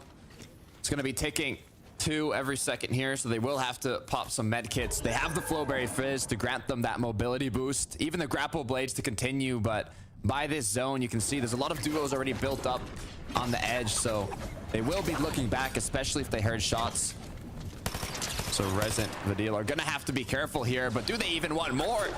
Still hungry for another elim. They get the crack, but quickly realize, you know what, maybe we should rotate the zone first, and then we can hold them from there. Great decision for them, because now when the zone does open up, there's going to be a lot of space for them to work with. A couple duos around as well. They got to be careful. Saw Pablo getting cracked over there towards the side. Kiduo and Kiro teamed up as well. Lazen forced to be by himself until Lox reunites. He was the one that got tagged up on the edge of zone not too long ago. Malibuka Mustache, almost 300 damage above the threshold. This is a team that we thought being contested was one of the worst things that could happen to them, and I feel like that's a blessing in disguise the way they're playing. 100%. I'm thinking back though, Kiduo, they do have the forecast tower, so seeing that they're based up on the edge could be, because next zone is going to pull there once again. Pixie though, only 8 below, but that 8 damage is going to be enough to potentially take him out of the match here. There it is, gets eliminated, the Storm Surge. Mustache Malibuka gonna be rewarded now with a mythic item and a medallion. More than enough loot here, and it's King Phaser beside them. That's their second medallion, second mythic weapon. Looking to be the final boss if he can collect them all. King Phaser, you said, not too far away from that box, but they're so far below the damage threshold. They might have no other choice but to try to box fight Malibuka and Mustache if none of these teams get close enough that they can put some shots through, but it's King. Instead of dealing damage, he takes another couple of shots, forced to use his very last big pot. Pressure is on for the duo. Chaos unfolding as Storm Surge is now active. No sniper rifle in King's hand. It's what's made him turn around from these situations time and time again. As now what has to be done is a full-on entry to an opponent's box, and it comes through. The first knock is secured. The 2v1 is still active, but Surge is still ticking. One more tick and King gets eliminated here.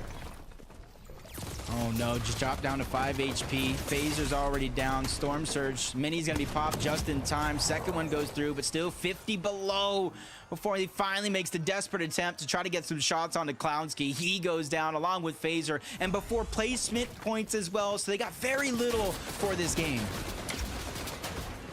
Clown, Grills now Gonna pick up the extra loot from King and Phaser.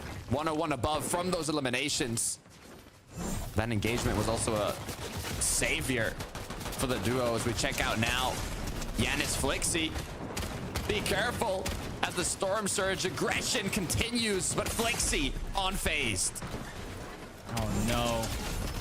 From unfazed to just getting cracked there momentarily. That's how Yanis was kind of left as a solo. Again, another big team on that leaderboard. Losing someone before placement points can go in. Yanis quickly rotating on over. Flowberry Fizz, you see him falling slowly but surely down that damage threshold, which is fine and dandy for now, but he's gonna have to start going on the lookout. Once zone closed, Cammy find a huge elimination onto Tayson. A little bit of a rematch from the Invitational going against Venno next, but he's gonna get chopped down and get everything for himself.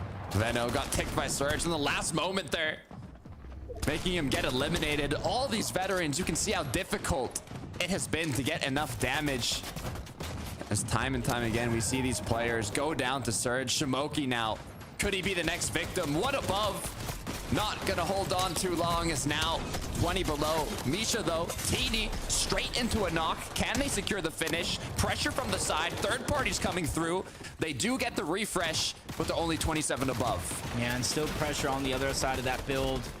And the problems continue because they have to go max distance on the other side of the zone. If they're looking to find some safety, and without any heals, no shields, no med kits that they can use, and running very, very low on build. So Misha, Teeny are going to have to find some sort of elimination and refresh on this rotation, and still getting tagged up through the sky. Be careful here, just one shot away from Misha. 10 HP, just colliding against the rock could be enough to eliminate him here, as they are 190 above. Storm Surge is not going to affect them. Medkit gets dropped, and they start healing. This is where they can kind of wrap down low towards the bottom. During the qualification, they were pretty consistent towards the top of the leaderboard, doing what they do best. Yanis still under pressure, 46 below, and that pressure just gets even more difficult to work with now that he's on the rotation, trying to find a spot in towards the zone. Ultimate low ground with still some damage to go, but he does have the Flowberry Fizz, does have some med kits, so he could try to heal this one out. 39 players, 22 duos in the water. Don't drown here, Yanis. You have to find something. 2 medkits could help him last a little longer, but with Storm Surge ticking, you have to be careful. 72 HP, medkit gets popped, and the pressure continues from the players below. Forced to cancel the medkit, build up a little more. He has a bit of wood, but with the shots coming through, I don't know if it's gonna be enough time. Still 58 below. First of the 2 medkits are gonna come out.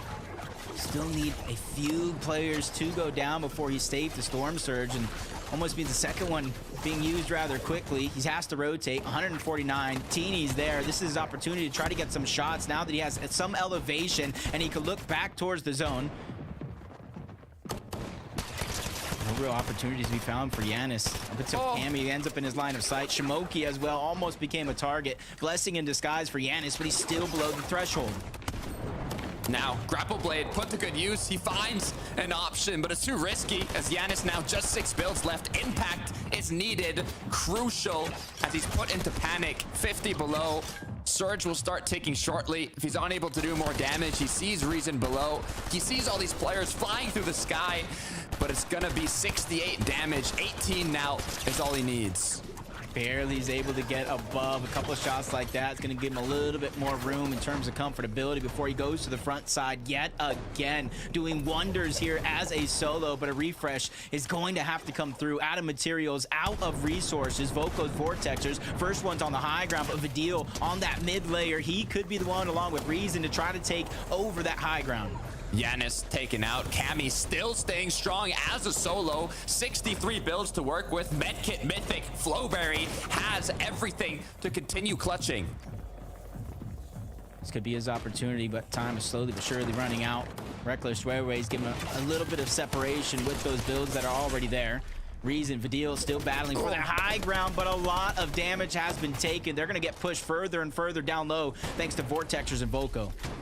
Could this be it? Will they want to go for the high ground. Vortexes and Volko holding strong, but for how long? As there's only 7 builds left for Volko. Chop down now. Opportunity arises for their opponents as they build up. It's Axe Force looking to take it. That was his chance. Roban's there to back him up. Volko doesn't have any builds. He cannot keep going up higher and higher. He's going to have to let the fight come down to him, and that's exactly what came through. Vortexers did a good job of battling both Axe Force and Roban down, and even elimination happening to the backside of zone, but he wasn't able to get the mats. He's out of mats and out of time.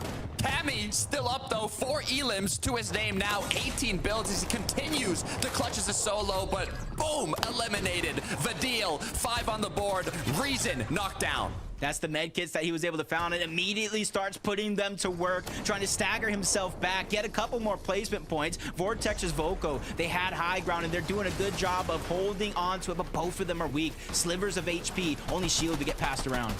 Ping, 1 shot away from securing an elimination. He does it.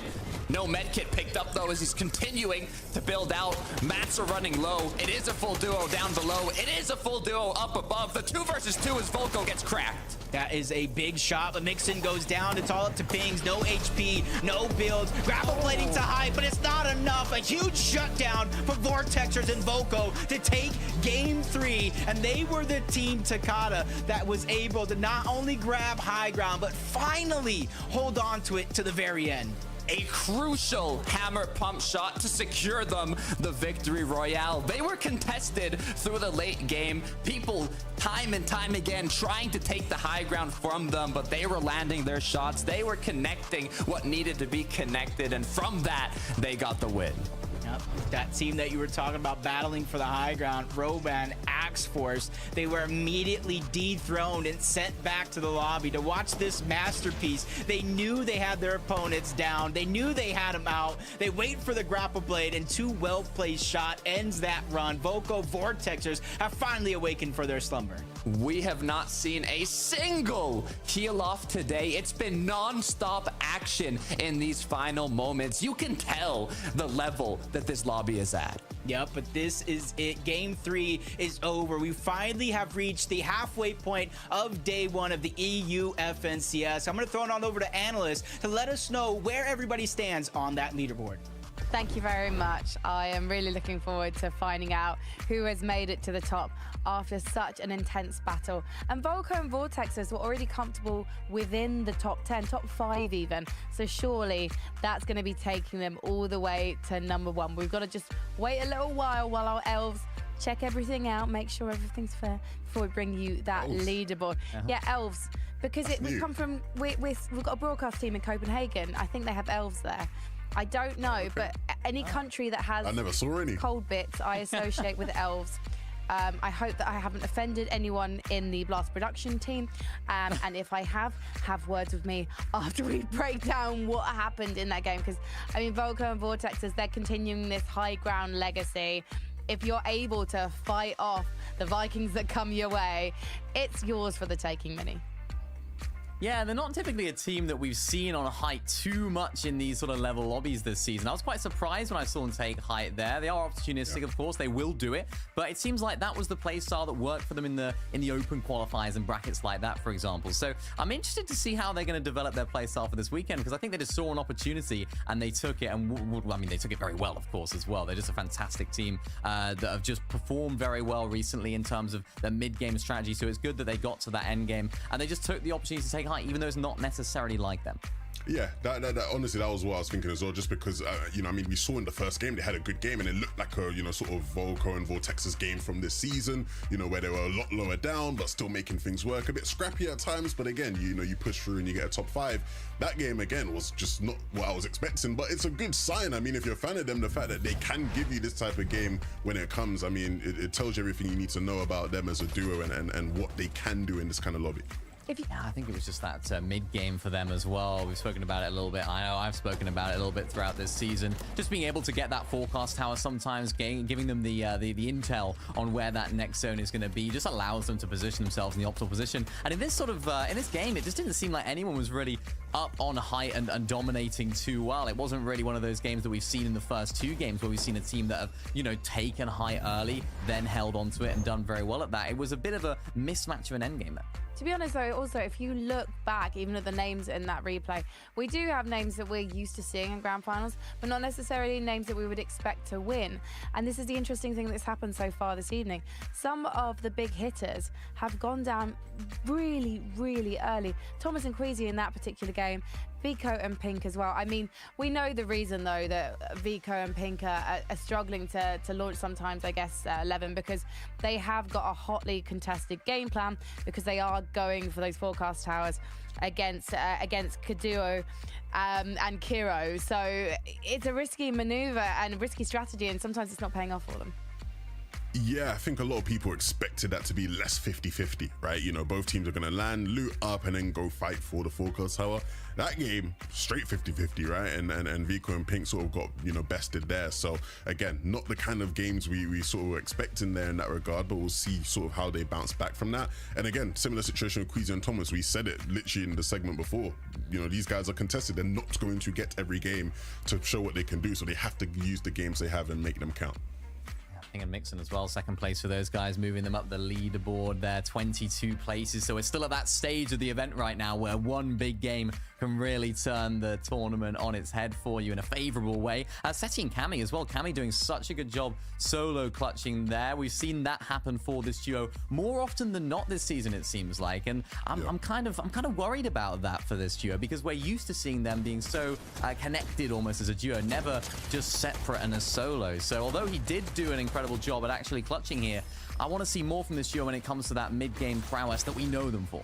Yeah, definitely. And you know, it's there's been so much to talk about that. It's something that we haven't really touched much on so far. But like, when you're talking about favorites for the whole competition, a lot of people again have had Cammy and Seti in terms of looking at the best teams in the world, who's been the most consistent of those, you know, traditional big names in EU. You would have probably given it to Cammy and Seti, right? So, you know, again, they're a team that many people expect to do well in this competition, but it's been much of what we've seen from them this season. It's been disjointed. That's never a word you would have ever associated with Cammy and Seti in the past. So it's, you know, wishful thinking to think all of a sudden they'll piece it together now for finals, but you just have to hope the solo clutches keep rolling through. I'm wondering, guys, about the victory royales this season, and I know it's hard to tell from the qualifiers because day one and day two, qualifiers, I should say, semi-finals, day one and day two, we had get a victory royale and you get all the way to the grand finals. But I feel like this time, this finals is not necessarily going to be won by a team that's got a victory royale, because there are duos that we do look to for consistency, and the teams that do take it all are struggling, as I said earlier, 11. So I don't know if I'm on the money with that one at all. Maybe I'm not, but maybe we'll have to see, because we are ready for game 4. So we're going to head to our casters, Takata and Jacob PR. Take it away, boys. This is it, Takata. The halfway point for day one is finally over. And typically, if this was a 6-game tournament, I would be talking about the way you play the rest of the day matters so much. And I gotta ask you, this being a 12-game format, how important is the second half of the day? Oh, it's especially crucial in terms of the format not only being 2 days, but also the point multipliers. I mean, increasing for day 2. It's 1.5 times the points you get day 1 in the second day of tournament. 6 points per elimination instead of 4. It's going to make it, I mean, it's going to make changes in the leaderboard. I gotta go ahead and ask my resident pro player, the guy who carries me in ranked all the time, what you think about some of these things. And I think Storm Surge, another one of the big changes that we're seeing really affect the action around the lobby. Teams in certain scenarios are forced to go for that surge a little bit earlier, and in some cases even later in the game than what they used to. And you're seeing it really affect some of these fights, especially those in the late game. But game 4 is ready. You heard the battle bus. Let's jump into it. 3 matches left for the day. Will Mongrel and Savage be able to turn the tables around and come out on top in the early game?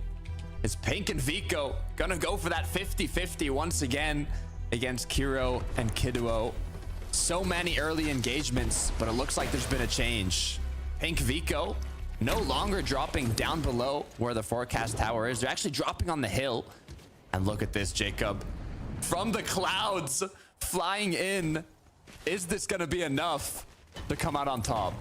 Now, they definitely have the shields, so depending on what they find on that low ground, Pink, Vico, they know all too well what kind of loot is going to be down there. Crash pad yet again, a chance to sneak up onto one, but he sees that one coming. Nice shots being landed. Vico doesn't back down. He gets the first knock onto Kiro. Now, with the upper hand in this battle, Kiduo is forced to make a difficult decision. Does he go for the 1 versus 2? He's farming up, maximizing the amount of materials as he knows there's no more time to run. Vico, Pink now take the shots, but you gotta be careful. Pink gets cracked. They're low on materials. Kiduo should have more in this situation, as now they tried to do a cheeky little crash pad play, but with the frenzy shotgun in hand, it's gonna be a 63, but it's not enough to get the Elim 1v1. The timing just wasn't there. Vico goes in just a little bit too ahead of himself. Now Pink is forced to kind of battle it out, and he doesn't have a shotgun. This could get dangerous. Breaks into the first box. Shotgun or no shotgun, he doesn't care. And Kiduo stands tall yet again. Back-to-back games taking out Pink and Vico off spawn. You could not be losing those engagements when so much is on the line. I like the kind of game plan change, though. Switching up their drop, trying to find a new way to come out on top. It's all about adapting in Fortnite competitive. But you have to do it quickly if you're trying to make those changes in day 1. You'll have a bit more time to study in between day 1 and 2, but right now, it all has to be done in the moment. Finally, we jump on board this fight and over towards Lavish Slayer. And so far on the day, we've seen very, very quick interactions between the two teams, and with Queasy and Veno getting pushed off in that last game. You've seen take a different approach here, making sure to loot up the bottom, kind of work their way top to bottom, then kind of work their way back on up, get as many of the resources as possible. A lot of those trees inside near the NPC is going to give you quick materials in terms of that wood. And not an angle just yet for Queasy and Thomas. They're going to go ahead and continue to play a slow game, but Noah, oh my gosh, that was a quick replay. He got 2. 2 quick elims. Aim as strong as ever. As Thomas HD and Queasy have a bit more time to breathe now. In the previous match, once again, the engagement was finished off quickly with Thomas HD being knocked down and eliminated. Queasy forced to leave and do what he could as a solo. But now that both players are up, shields in hand, materials and weapons, it's going to be a bit more of an even engagement. The longer they take here, we know all too well. You see Gabix on the other side. Misha, Teeny break into the box onto Chari. Take him down rather easy. Gears has no choice but to disengage. You see him at the bottom of your mini-map trying to get out, stay alive. Misha, Teeny scavenging all the barrels, all the loot. That's something that, you know, this team does so well. Cut off people's loot path, catch them off guard, find eliminations where you at least expect them to. Waiting for that forecast tower. So far, no more opponents in sight. As Tace and Veno gliding on through, skiing down the mountain now. They have came in for third parties on Pink and Vico in previous matches when they were kind of staggering out the engagement with Kiduo and Kiro, which is part of the reason, most likely, that forced them to try and speed up those battles. But it looks like even though they know the engagement has ended, they might be the ones this time around that want to contest the forecast tower, but I might have spoken too soon as Tayson drops down low. And they contested it in game 1. Unfortunately enough, that's when Pink and Vico took that card on a wild goose chase. Game 2, Kirio and Kiduo almost uncontested over there on that side of the map. But this time around, Darky and Darkest looking like they're ready to fight for it. And it's only a solo that they're going up against, so great odds here for Tayson and Veno to try to third party and sneak away with something. Have they taken it as Darky continue their pursuit for Yanis? Put up as a solo. They won it, Jacob. Yeah, and this is the team right here. They already took down Flixie. You see they have that mythic hyper SMG in their inventory. That's where they're able to get that for themselves. Darky still chasing Yanis on the other side, forcing a game of ping pong as he rotates back on over. But Cringe and Noms, I saw it in the feed. Queasy Thomas did go down over towards Lavish Slayer. huge blunder for their game plan yet again, but Giannis trying to save the day. Currently positioned in fourth. For him to go down here will be disastrous for their consistency. Do they know? Giannis crouched up in the corner, praying right now. Then a miracle comes through. It looks like they haven't found him. As the last thing you want to do in a lobby like this is waste time. But sometimes you're forced to just wait out a little bit, which is exactly what's happening to Giannis here. As it looks like Bevy's Pablo also getting closer and closer. Yeah, everybody kind of rotating in that direction. Classy Courts over here towards the north side of the map. And you can see the edge of zone over towards Classy Courts. So you have the potential to kind of center up this game versus being either far to the left or the eastern side of the map, mixing in pings. Kind of see where they're positioned on the leaderboard, just outside of that top 5. And they have Sky Dune in their line of sights. Multiple players all around this, but they're just waiting for somebody they can catch off guard, and that could potentially be them. Reason for deal now. Deciding to rotate a bit later into zone.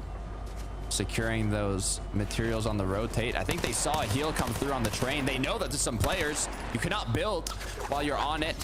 As they quickly jump off to build some walls. And now, with the HP and shield advantage, Reason for deal want to take this engagement.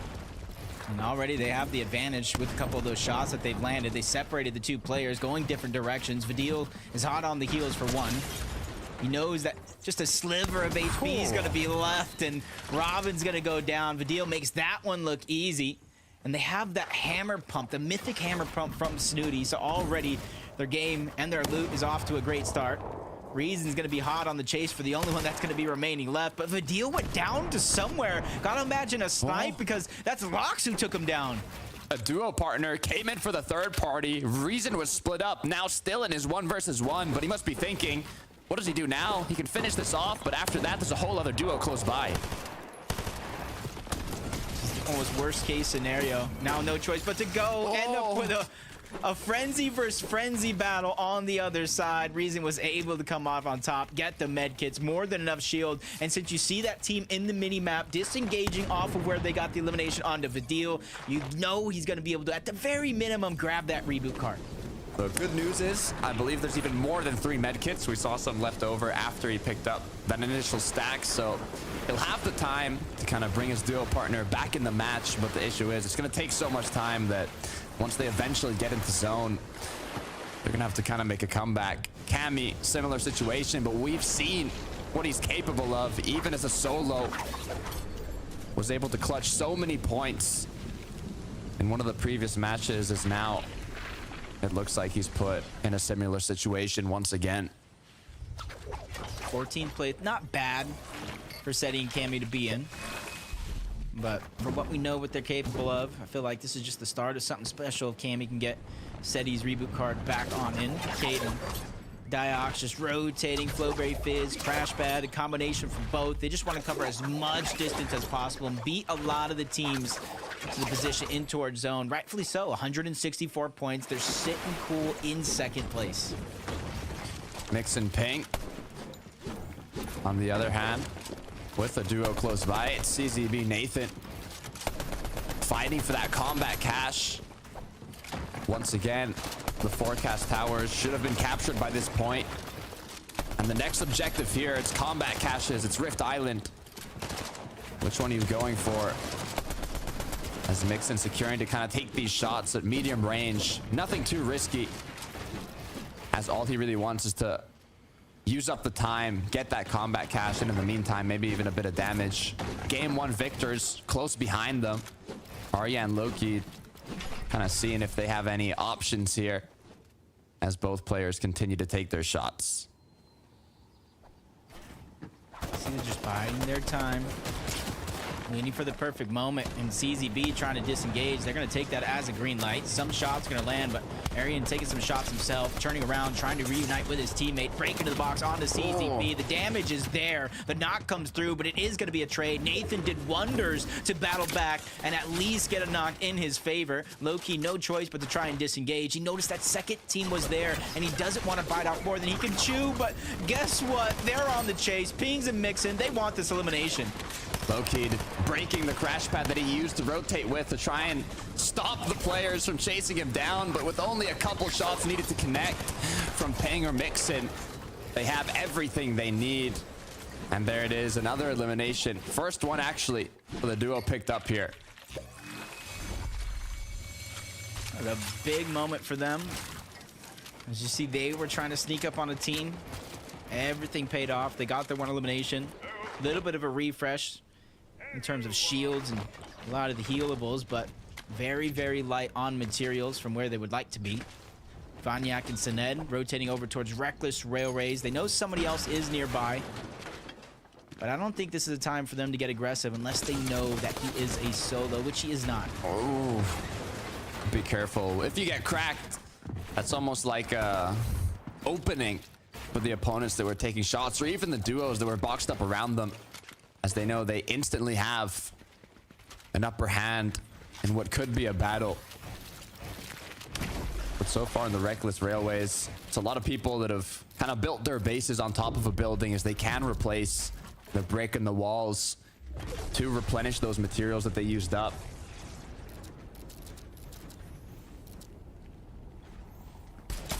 See, just looking around, they escaped one fight, trying to gather information.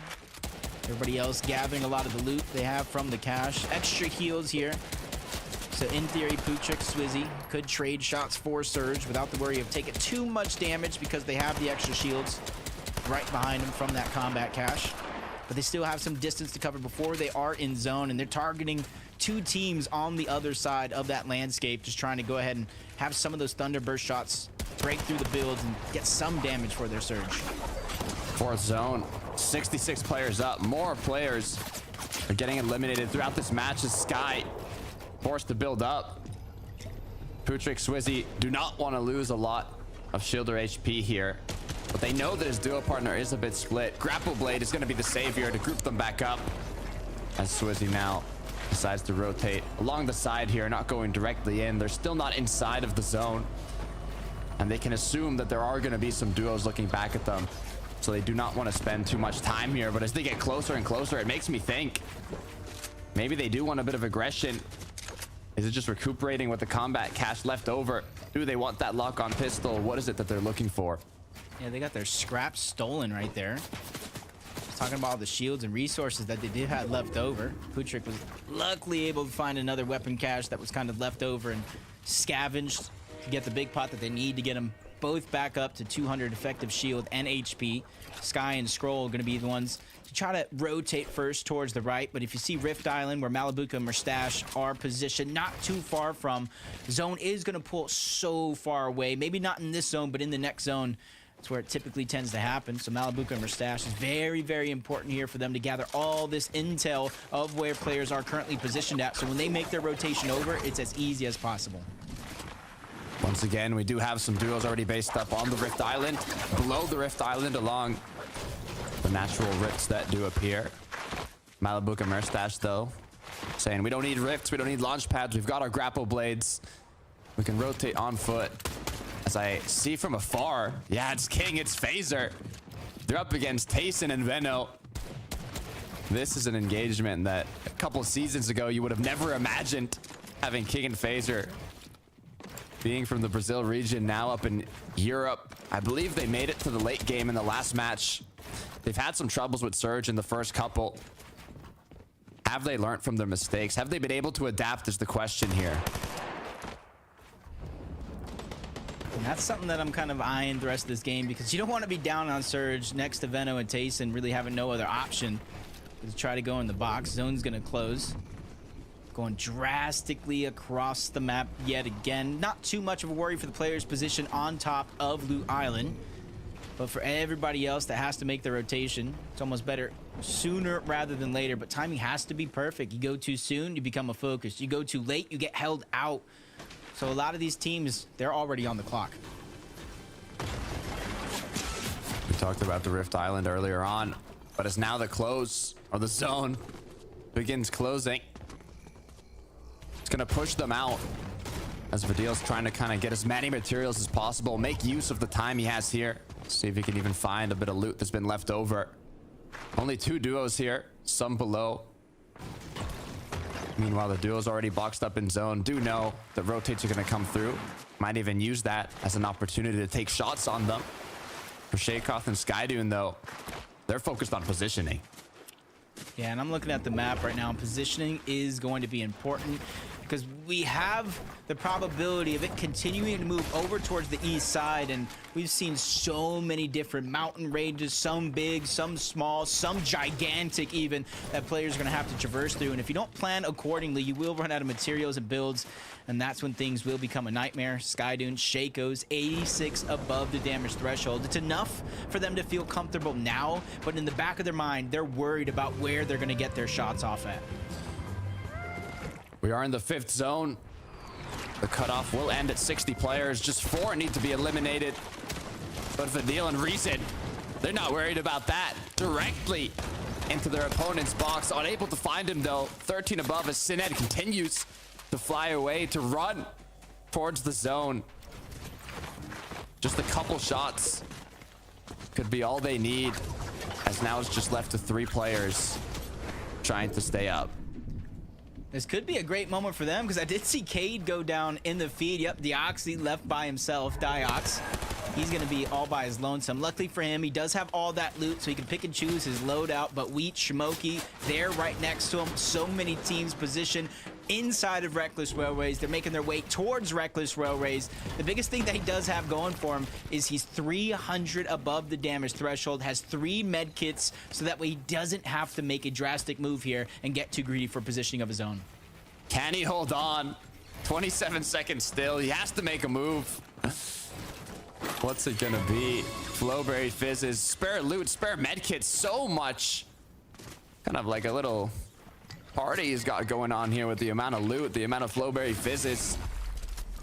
It looks like he is going to be able to hold off. So much damage has been dealt, but he has a long journey ahead of him. Has the materials, has the loot, but playing as a solo always makes it significantly more difficult, especially with the level of this lobby. TD Misha, pressure's on them now. They are above the threshold, but with the shots coming through, all it's going to take is for them to get cracked, and the shots will continue. Reason just goes in, takes down Diox. And I was gonna say it's a blessing for him in this situation because heal-offs haven't really been too much of a thing to worry about here throughout the first couple of games. But who cares about a heal-off when you got Vidil and Reason that kind of charges into your box and they know you're solo. 4 more points for them. Positioning, moving so much closer to those placement points coming in. There's only 4 more teams need to go down before all those placement points begin to trickle in. Lennox, Mooney, 71 below, splitting up the shields, making sure they've got 100 effective HP and shield before they do anything risky. They could be forced to here. You can see they're preparing something. Is it a pre-edit? Is it a double pickaxe? It looks like they're going for a pre-edit here, trying to get in onto the Buell, but he's ready for it. He has the peak. Can he connect the shot? It connects. 17 shield left on Linux now. As the Storm Surge keeps ticking, so does the damage. It's going to be Pixel and his duo partner who capitalized on the aggression. Yeah, that was great damage they were able to land, but they were just so far below the threshold. It just simply wasn't going to be enough. Dexy Eclipse, we see them survive already throughout the day, and what a tough situation it was. Now they're rewarded with the first sense of that high ground, but we've talked about being too early. This is the earliest I've ever seen a team kind of build and expend mats to try to get it. 7th zone. You know they're going to have to rotate and give that up if they want a chance to get in zone. King, 1 elim on the board, but it's still going to put them below by 33 damage. They have spare loot. They have the flow berries, the med kits. There's 52 players up here in the 7th zone. 12 have to be eliminated as the rotates come through. Long distance to be traveled. They do have the grapple blades. They have the crash pads, but as they fly through the air, through the sky, all the players that need to do damage will be looking for them. Yeah, you said it yourself. 12 players need to go down with the heals that they have. It is impossible for them to out-heal it. King and Phaser need to continue to figure out where they're going to get the shots. Even 22 above momentarily wasn't a feeling that they were comfortable with, but Phaser still finding shots on that rotation. Goes above 100, but quickly falling down below. It just goes to show how active the lobby is. King peaks just a little bit too much. They spray into the box, and their run comes to an end. Both players gone down. If you get cracked while Storm Surge is active, pressure is on you. You need to get out of that situation as everybody will begin focusing you. Pace and Benno, though, who have a good amount of real estate, will have those options to take shots as Reason finds one, puts him 6 above. Can he get the finish for that extra damage? Vidil snuck some shots in through. I don't know how he was able to run that quick behind Reason after landing a couple of those shots, but it shows how swiftly these players are moving in and out of the build, especially when they need it most. Still 7 players need to go down before Storm Surge deactivates momentarily, and there's a huge amount of damage being dished around the lobby. You can see Storm Surge striking from above. Players all over this 8th zone. Nobody is safe.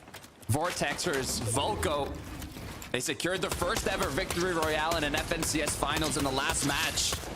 Will they be able to make history and get a back-to-back as they continue landing shot after shot? Vortexers. What aim does he have as Merstash Malabuka now 27 above? They need to group up. Yeah, what a perfect time to wake up for Volko and Vortexers. Merstash and Malabuka talked about their contested fight all day long, and they are doing more than just making it work. Above the threshold, 70, still finding opportunities. Merstash on the backside of the zone, trying to see if he can spot anybody else trying to rotate in. Art Skills will be the first one in his line of sights. Even though he goes down, Merstash doesn't get credit. He's still taking teams out and putting them in a tough spot. Making use of that mythic AR as he continues to apply pressure onto Nebs. This damage is crucial for the upcoming zones as it's gonna pull further and further away from Reckless. It's gonna be Chapix up above. Will the history of these matches continue today? The high ground dominance from the first moving zone all the way to the last one. This would be the time to cut. This would be the time to try to take that high ground. We still have to be careful because there are some late high ground retakes that we have seen throughout the qualification process. Long rotation for everybody involved. Max Pool, Wheat, Shimoki trying to stagger themselves back and find elimination. They see a weak to Buell and they try to go in, but 11 below the damage threshold. They cannot get greedy and over focus on one thing. Shimoki finally backs up. That was Darky, and Dark is trying to break into the box, and finally when they're ready to rotate, they're 8 below the damage threshold. Fizz comes through. Mobility granted. Now rotation has to continue. 11 below, just one quick shot, even with the frenzy. Azure in the sky could be enough. Venno, though, Tayson bumping up their elim counter to 4. As now they need to rotate. Tayson, though, low on HP. They have the heals, but do they have the time? It's Noms and Cringe now who've taken height. Yep, and they taken down Queasy and Thomas to start the game off. Might as well take the game after that as Venno Tayson feeling a little bit of the pressure throughout the first couple of games. It hasn't necessarily went their way, but better late than never, I always say. And this is their chance to really rise up that leaderboard with a well-placed game. Reason Vidil, 6 on the board. They're on fire currently. They just need to continue the momentum. They have the materials. They have the loot. With pressure being applied from above, they're able to get ahead, building up now, closer and closer to second height. What's their game plan? Yep, they're already in first place, or at least up top side of the leaderboard. They can go ahead and steal it away convincingly with well-placed game, especially with Cade and Diox already out. Venno still trying to go ahead and make a high ground play for himself. They chop it down, and this is their chance to not only take it, but hold on to it to the very end. Can they maintain it is the question as the aggression continues from the players below. Vidil now with another elimination. That's 4. 3 medkits as well in the inventory. Skydune's gonna get taken down. 4 more points for them, but the Kings on top of the castle, they can hold on to it. CZB, he's traveling through as a solo. Malabuka's still alive, making his way through as well. So many teams trying to have a stand here in the first game of halftime, game 4 on the day. Chemistry at an all-time high in this match with all the duos that are currently up. Merstash and Malabuka interested in what's happening in the clouds. Do they see an option? Do they see an opportunity? It's also Fadil and Reason with the same idea. Multiple teams looking up and trying to make high ground a focal point of their strategy, but they get tagged up back. Tace and Veno putting pressure down, not wanting to let it go easy, but the persistence is there. They're gonna have to drop down eventually. Running low on materials now. They're gonna look for those impacts. Merstash and Malabuka, they have the advantage being a duo, but can they find the solos? Oh, Merstash no. gets dropped down. He's taken out. Malabuka is now one of them. It was going to be a trade. Vortexers gets chopped as well. Voko gets taken down. So it's all up to Malabuka by himself to see if he can clutch up. One of few solos still left in the game. Veno from above taking shots. He needs to find the win condition here. No medkits in the inventory as Malabuka continues holding on. He has that medkit in hand as CZB, Pablo, Bevies all in the dirt. Brawl. That's the only team that's a full duo at the low ground. That's Pablo, that's Bevies, Veno. He's trying to make a play. Flowberry Fizz coming out. He drops from above. It's not going to be enough. He gets taken down by Bevies, who leave it up into a 3-player battle royal here for the end game. And 2 of the 3 teams are healing off backside of zone. Question is, who has the most heals? Darkest, Malabuka, both. The clock's ticking. Dark is forced to move. Malabuka gets the elim. No more medkits left. It's Pablo. It's Bevies that take the win.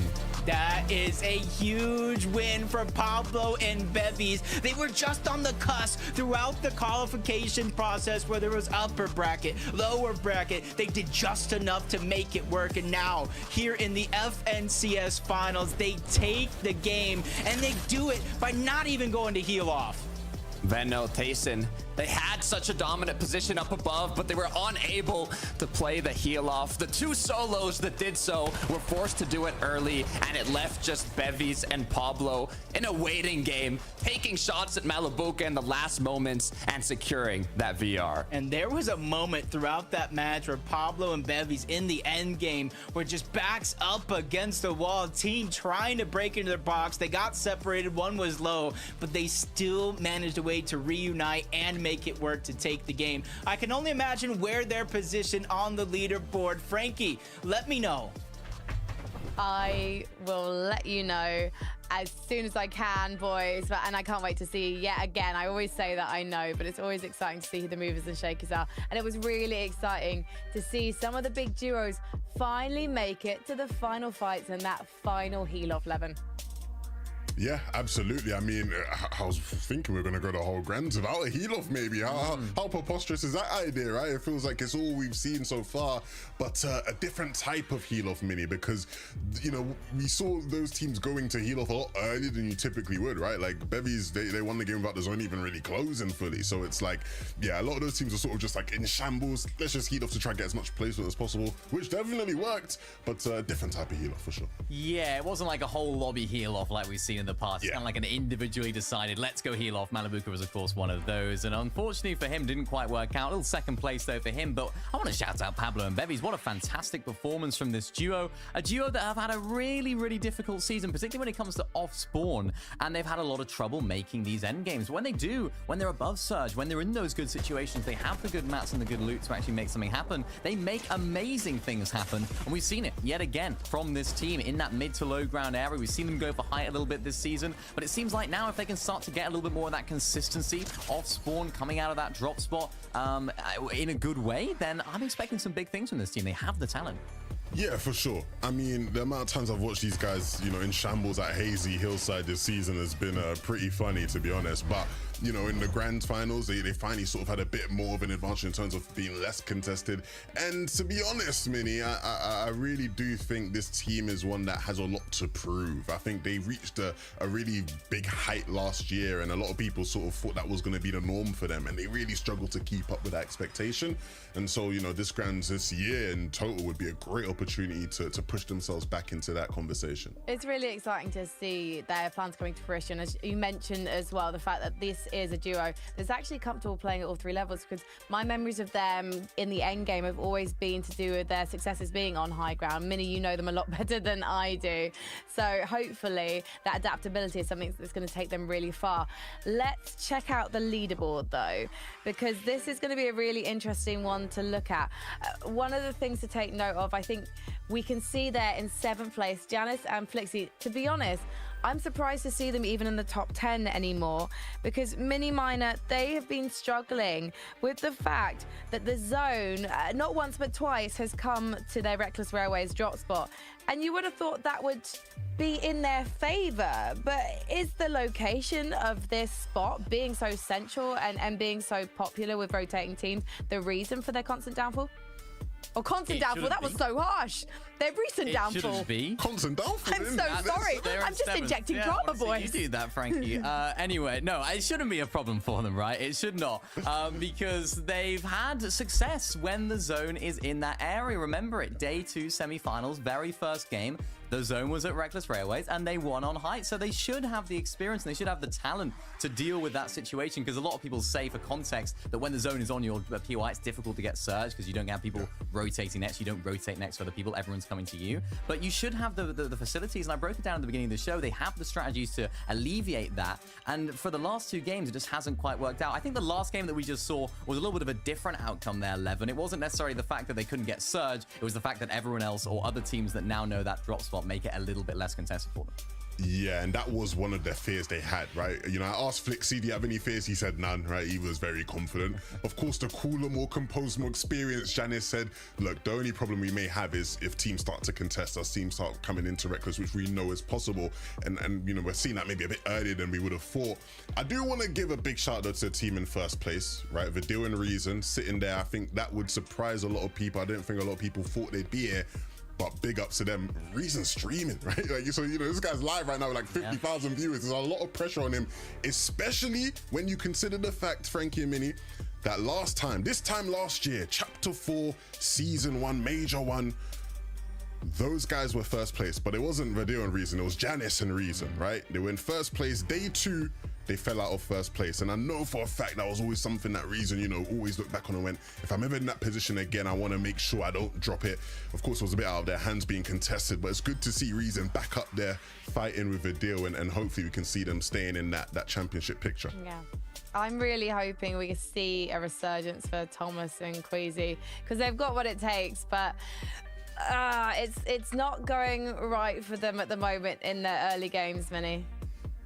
Yeah, it's not. I think that's why a lot of people wouldn't have put them in their top 3 predictions for this FNCS. Not that they're a bad team, not that they can't do it, not that their drop spot's not good, it's that the other team are contesting them, and it's Noms and Cringe who are doing a decent job of that so far. They're ruffling their feathers. It's not like an easy fight for Queasy and Thomas, and even in the endgame, we saw Cringe and Noms having a very decent endgame, so it just shows that they're not likely to switch drop spots if they're getting absolutely destroyed at that shot. Oh, right, well, let's see what happens in game number 5.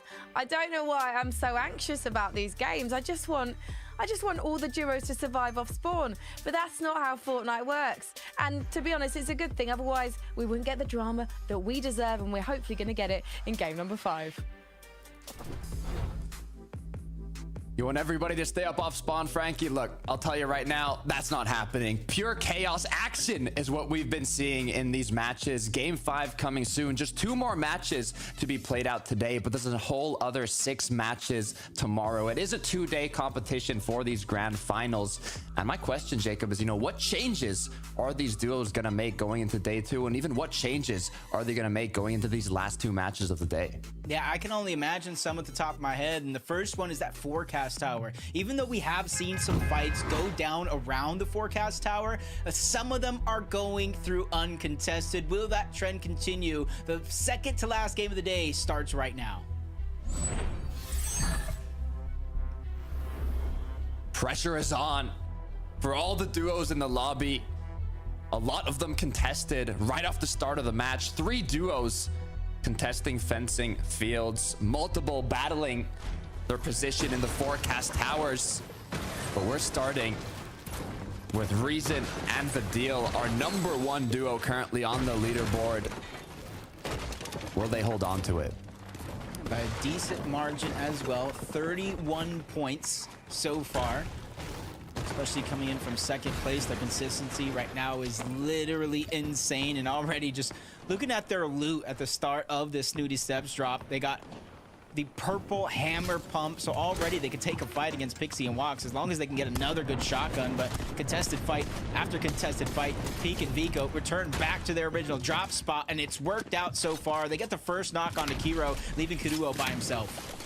Vico picked up that frenzy auto shotgun, putting them in the position to have the upper hand on this battle, as Kidua was trying to stay up above, but Vico is going to be able to finish off both players here.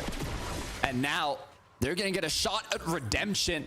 Forecast Tower should be theirs if Veno and Tayson do not decide to contest it. And we'll see if they can continue it to the late game. Yeah, I was going to say the same thing, though. It's that Forecast Tower specifically that's garnering a lot of attention from new duos each and every single game that does pass. But see Tino in the feed taking out both King and Phaser. Yet again, their struggles go ahead and continue. But honestly, coming all the way around the world is huge for them, as Queasy and Vino look for redemption against Noms and Cridge, who took the fight to them very, very early on that last game. Lavish Lair, it's always important to stay elevated. When you're dropping against your opponents, you want to land the top side. But we switch quickly on over. Mr. Savage Mongrel. Can they come out on top this time around? They've had a rough start to the tournament. But with still a whole other day to be played out. 2 more matches today. A comeback is always possible. And as soon as they finally win their first exchange, that Lox and Lazen contest and move over in this direction yet again, and there's another team on top of the mountain, a 4th party coming in, there's a 5th party on the outskirts, so Savage and Mongrel cannot catch a break here in the day. But sometimes the respect is earned, it's not given. Doesn't matter what accolades you have of the past, it's all about the present, and nobody's really showing them respect on this drop spot so far.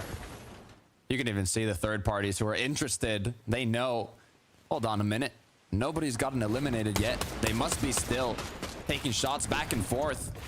Is it going to open up an option for us to interfere? As Mongrel and Savage quickly realize this and decide it's not worth it to continue trying to find those elims, as they're going to just drop back down to the little kind of turtle base they've made and continue refarming materials. Which is good for them to try to survive in this situation, but everything for them is going to be halted. There's only a limited amount of materials, limited amount of loot that they're able to gather in this position. So very, very interesting to see how, if, when even they're going to be able to kind of make it out of their drop spot. And if they do, are they going to be able to do it unscathed? Once again, Malabuka Merstash been almost given the vault here in Fencing Fields. They've gotten the mythic loot, the medallion.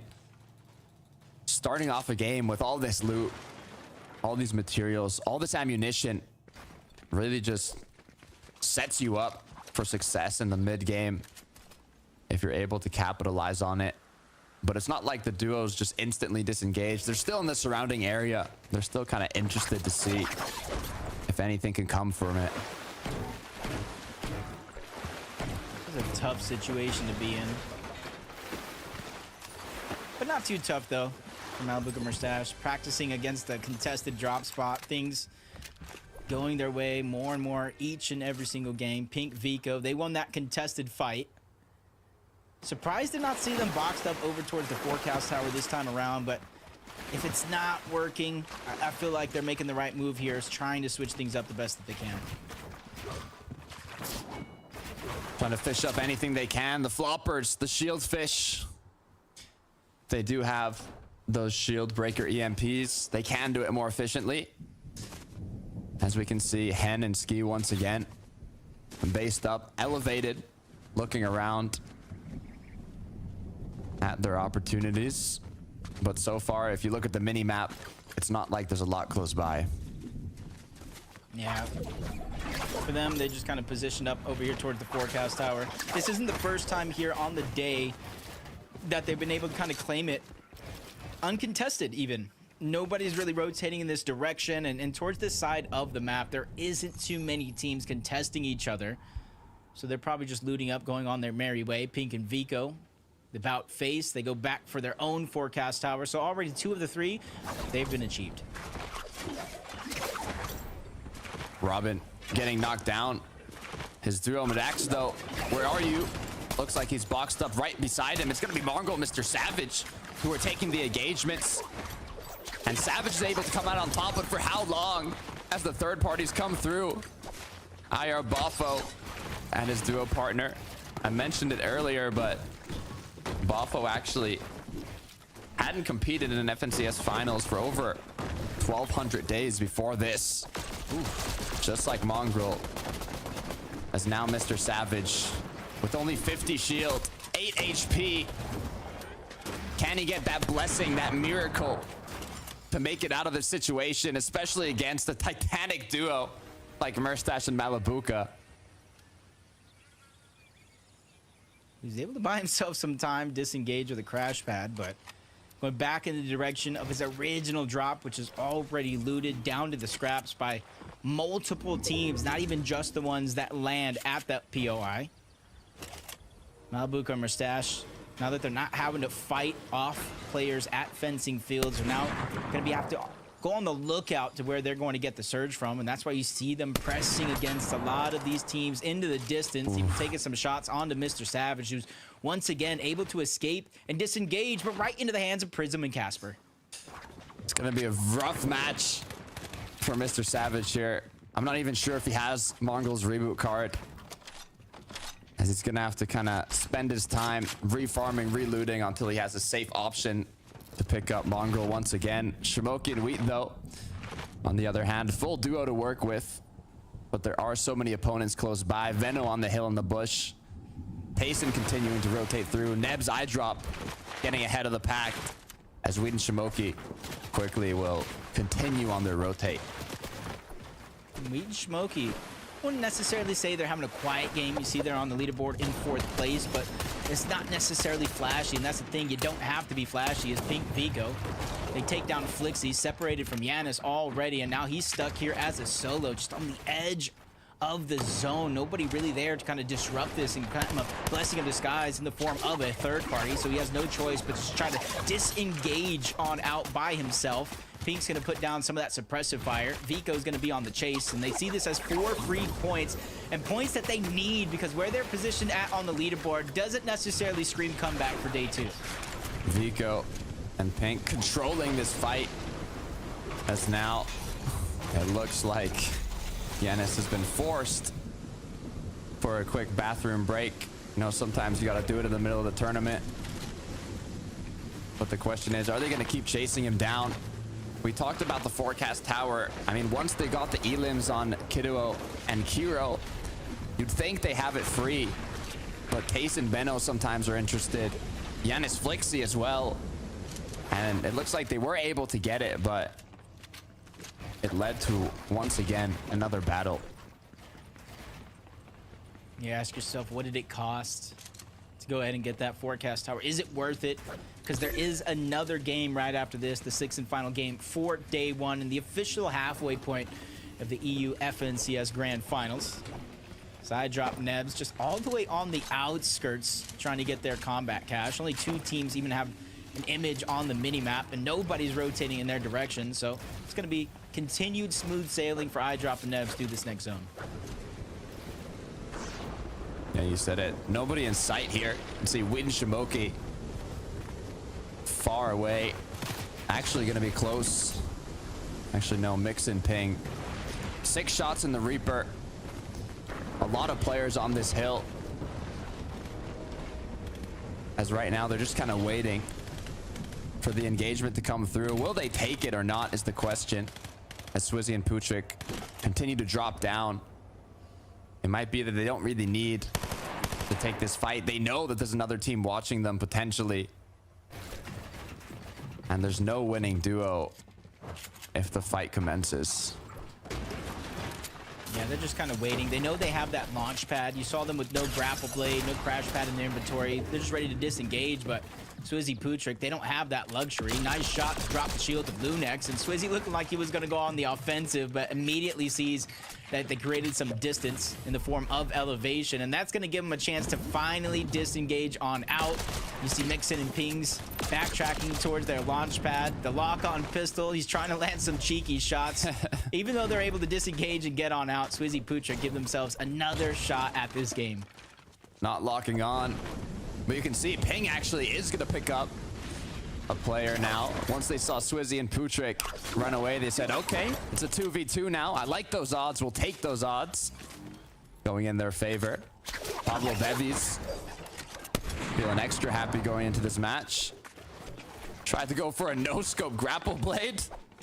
Not sure if this is the time, but I mean, fair play to him. I was kind of hoping it hit secretly. You know, don't tell them. I was kind of hoping he hit the no scope of a lifetime. But now he one stuck on the bottom of the mountain. Pablo's still hot on the chase. Other players now putting some shots in. Pablo gets sniped. He has no choice but to literally stop in his tracks, try to heal up. What they thought was free points has the possibility of escaping them, but he takes a whole turn away from the team that actually sniped. So Pablo and Bebies could have the option here to go right back on that chase, but they need to watch out for Veno and Taysom. Yeah, you can see on the minimap, though, it looks like their opponents are doing a rotate kind of around them, not beelining it towards them. So they should be able to make it in here, and they might have just sparted a surprise little present as they slowly creep in it, get closer and closer, take the shots, get the crack, and now continue. Close quarter combat commences. One shot is all it takes. Pablo hitting it. And now that's 2 elims for the duo. I feel like Pablo saw that one in slow motion. He had his hammer pump out the entire time, waiting for the edit to come in. And as soon as it does, quick reactions, ends that run. Continues rotating on over. All those teams in the distance heard that fight go down. You saw Chapix, his duo, slowly but surely moving in that direction. So great awareness for them to get the elimination, get the loot, and continue their journey moving forward. Mishatini now trying to kind of take one of those back and forth box fights for the combat cash. In these situations, you might think they're just fighting for the loot. They just want to secure that extra little reward, but it's also about the damage. I mean, you know there's another duo that's going to be going for it. If you can even take some shots and do a bit of damage, it could be more than enough. Malabuka Murstache up above in this box fight. Trying to cut Looks him like off. they're leading it currently, but Malabuka gets cracked. Has to be careful. Yeah, luckily for him, Murstache is there to put down the continuous pressure. They don't want to give Chapix time to heal up in this fight. All that damage go to the wayside, especially since it is a 2v1 scenario where they have a massive advantage. Nobody looking in that direction. 700 above the threshold. Things just looking so good for Murstache and Malabuka. All they have to do is end this fight, and they're already breaking in on the other side. 2 angles, better than 1. And even though Malabuka takes a haymaker, he lands a bigger one himself to take down Chapix. Now, gonna re-heal up. They have the Flowberry Fish. They have the extra heals from those eliminations. Vidil and Resin 295 above. Rift Island has appeared close to them. We've seen Reason and Vidil kind of interested in this location throughout these past matches as they continue to take shots on the players around. But so far, they're just gonna sit by that bush. Most likely have a rift as well in there, which they can use to rotate later on. Welcome back. Welcome back, Flixie. Yanis was actually able to reboot him. Last we saw Yanis, he was kind of getting chased away by Pink and Vico. I do believe towards Grand Glacier. So not only has it been one true battle for Yanis to get Flixie back up into this point, they've been rotating for eons, and they're so separated right now. Yanis needs to be careful. He's the one ahead of Flixie in towards zone, trying to go ahead and IGL him. Give him a good spot they can try to get back into the game with, because 69 below the threshold in Surge is not a feeling anybody in this lobby wants to be a part of. Be careful, though. CZB in a bush. Porhawa Vexi right below. Are they below? It looks like they are, but they're going directly in for the action. Unable to get through the build. Shots connect on CZB, but it's not enough to put them above. Now down to 43 damage. As the pressure is on, the shots come through. They want to drop Flixie down, but he is aware. Janice gets cracked now. The opponents know they are getting ticked. They need to make something happen. Yeah, still need a ton of players to go down here in the zone. 15 overall. They're on the edge of that Storm Surge threshold, so they believe they could try to out-heal it, maybe find some shots along the way, but nothing coming to fruition, and Yanis goes down. Storm Surge finally does him in. Flixie has to go ahead and dig deep, but he gets taken out as well. CZB out of nowhere from the bush, he strikes. Deciding to push on through. CZB Nathan capitalize on the Storm Surge, securing that refresh, and now continuing to rotate towards zone. It's Tayson Bendo as well. 528 above, incredibly healthy. Looking to see if they can do some damage on these opponents that need that Storm Surge. They know they can put themselves into risky situations. It's going to be Teeny, though, who's going to take down Scroll. His duo partner as well has already been eliminated. He's forced to play it out as a solo, ultimately leading to his demise. Wasn't necessarily a bad situation, but he needed to separate himself to pop the med kit. Benno and Tayson working on their game, adapting on the fly. 500 above the damage threshold. Their struggles for Storm Surge are no more. And there's still a whole nother couple of teams in front of them. Even if they don't get the elimination, that's more Storm Surge. One less team to worry about. Shmoki with an underground attack, peeking through the cone, landing a good number of frenzy shots, dropping down the shield, helping in terms of Storm Surge and his survival. He's lost weight, though. Now, it's all up to him. The pressure's on his shoulders. Is he strong enough to hold on? He is 65 above, but as the duos that need that damage continue to chase him down, he needs to find an escape route here. Crouches behind the wall. This could be enough to turn the fight around. 3 medkits, 5 minis, Flowberry Fizz, more than enough to heal back up. But the opponents know he has to be crouched somewhere here. Yeah, they're watching every corner, making sure to clear it before they go in. And somebody just got taken out. You saw Shmoki go from 56 above to over 200 above. And I saw on the feed, Vidil might have been one of them. Prism goes down as well. The elimination feed kind of lighten up at this stage in the game. And you know exactly why. 15 teams needed to go down at one point or another. At this stage in the game, another 10 need to drop when Storm Surge activates. 6 zone. Storm now active. You said it yourself, Jacob. 10 teams. Which is it gonna be? With Reason only 14 above, having lost the deal. There's so many solos trying to scavenge as many points as possible in this 5th match. As the rift comes through, so do the options. Does he land on top of a duo that already has a base? Does he try and find an engagement to third party? This decision is going to decide what happens for the rest of the match. And a lot of the teams here going out after that same decision. A couple of solos. Seti's just trying to go as deep into the zone as possible where it opened up. Reason still battling for Surge. Below 81, now 56. Getting a couple of shots to go through, but nothing just yet to start to build that confidence. He sees another team towards the backside of zone getting focused, so that's 2 more options for him. Lox is going to be the one, and there's a couple of shots being landed, but it's still not going to be enough to get him above the threshold just yet. Securing those extra little shots as he's on the ground, on his knees, but even going to take the opportunity to secure the extra bit of loot. Reaper sniper rifle in hand now. One quick shot could be all it takes to put him in a comfortable position, but he's going to shoot for the consumables, for the heals. He knows he has a player close by. 39 builds to work with. Zone pulls incredibly far. A rotate is going to have to come through. Reason you cannot spend a lot of time here as he decides to go directly in for the fight, but with unable to get that elimination. Flowberry Fizz going to be popped. And just 12 seconds left until zone starts closing. He needs to begin to rotate. Yeah, this is a tough position to be in.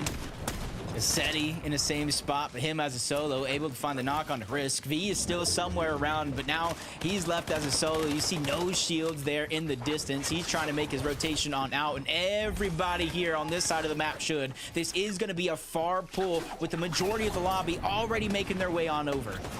Seti, 143 above. It looks like we're watching a solo FNCS Grand Finals with the amount of players that are getting eliminated.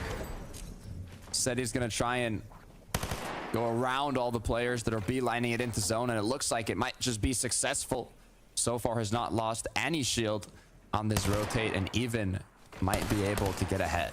Yeah, take note, he's not just straight grapple blading his way there. He doesn't want to get spotted out by as many of the teams as possible, trying to remain hidden. 77 damage above the threshold. That's enough for him as a solo as he moves and finds a corner in towards the zone. Probably the least congested corner where a team is currently positioned at, which could be a blessing or it could be a curse depending on which side of the coin you look at when it comes to Storm Surge. Looking up at the clouds, I see a Wild Thomas HD and Queasy double ramped up. Will they pull zone though? As it's pulled more north. They need to make something happen. Nice shots onto Swizzy. Looks like no elimination, but they are 264 above. And they have the highest elevation. They're at peak right now in the lobby. But Veno and Tayson aren't happy with that as they start chopping it down. Yeah, that's something Veno is always looking for. Queasy Thomas sees that one coming from a mile away. They couldn't hold on to it regardless. They had to rotate to the front side. So they go ahead and make the rotation just a little bit sooner than they would hope. Seti's going to go ahead and try to gatekeep them out. They don't know he's a solo, so they stagger themselves, look back, try to spot out Tayson, Veno, Putrick. A lot of opportunities, a couple of shots being landed. That's definitely going to help their Storm Surge. 209 above now. Wow. Man, be careful. Completely annihilated. Cracked. Left down to just the sliver at 30 HP as Thomas continues pushing in. Can he get into the box? He does. That's the knock. That's the Thomas special. Using that mythic frenzy, making it look easy. Now they're going to bring the box in, gather up all that loot. They are the front side, just on the edge of the zone as well. Reason trying to do the same thing, but he's almost out of materials. He's using what he can. A leftover ramp, recycling. He's going green today. Do they know? Just 7 builds. If the shots go on, he won't be able to handle much pressure. As Tayson and Veno, after chopping down Queasy and Thomas, now are looking to be the ones to hold on to height. They have the damage. They have the materials. Even a med kit in Veno's inventory. This could give them the win condition. Yeah, one med kit usually just doesn't seem like enough, but the way these games have been going, very, very few heal-off opportunities. Even in that last game when it came to fruition, Pablo and Bevies are still able to come out on top without a single heal in their inventory. As Reason still trying to go through unnoticed. Luckily for him, the zone does pull back, but it's a blessing of its own, a curse in other ways, because all these teams are going to rotate, go right on over and bypass him, so he has to be careful with the minimal builds he has left. Shots come through. Is it enough to put him above? It's not. 59 below still. Gonna be forced to medkit early here. No grapple blade. No crash pads in the inventory. Resin now has to walk towards zone. Medkit about to be used. No more heals. No more mobility. Just 3 more builds. He needs an elimination. Yeah, take note. He's staggering himself, playing careful, looking around these corners, not wanting to get caught off guard, but in fact do the opposite, catch somebody else off guard. Changing layers, trying to make the right move because I don't think anybody's noticed him just yet. And he's sneaking up onto Queasy and Thomas.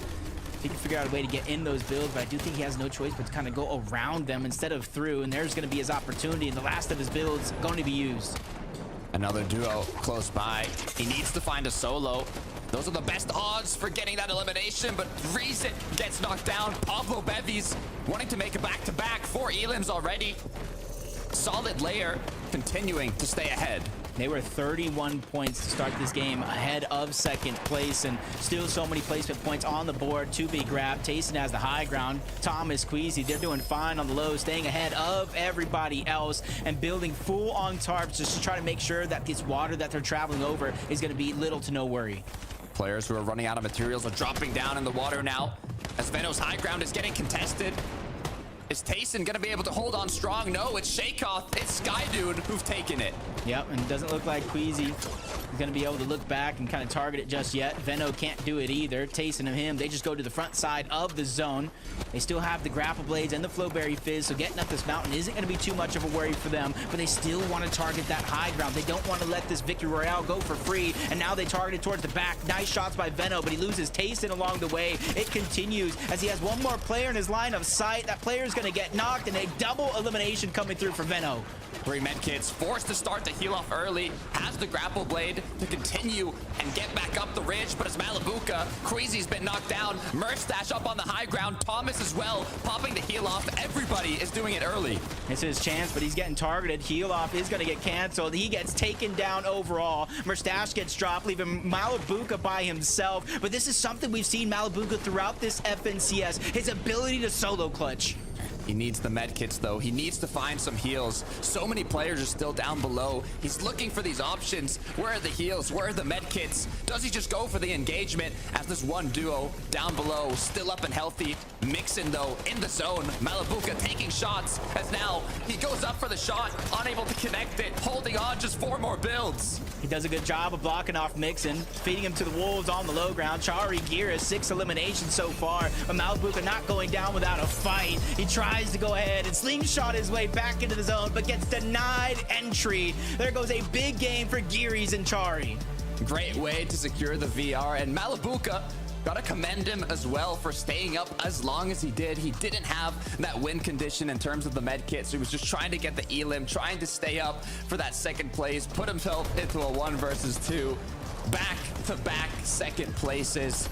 But that is more than enough to bump themselves up the leaderboard. Yeah, and even though Merstash was down, he did so much damage on the backside of zone to both Venno and Tayson. He got credit for not 1, but both of those eliminations. 8 more points for him, but that just made Chari and Gira's job that much easier to take the game. Huge boost in momentum for the duo from just having that chemistry. I mean, we saw how many solos were forced to clutch out this late game. Storm Surge is really affecting these mid game battles and just forcing these duos to play as a solo. Yep, but that's going to be it for Game 5. Going to throw it on over to Analyst Dex to break down all the action and to see what we have coming up in our final game of the day. Thanks, guys. You know what? Just looking at the names that were making it to those final fights, I feel all nostalgic. It's like we're back in Chapter 4 again, boys, and I was absolutely loving it. Props to Merstash and Malabuka for getting that back-to-back second place.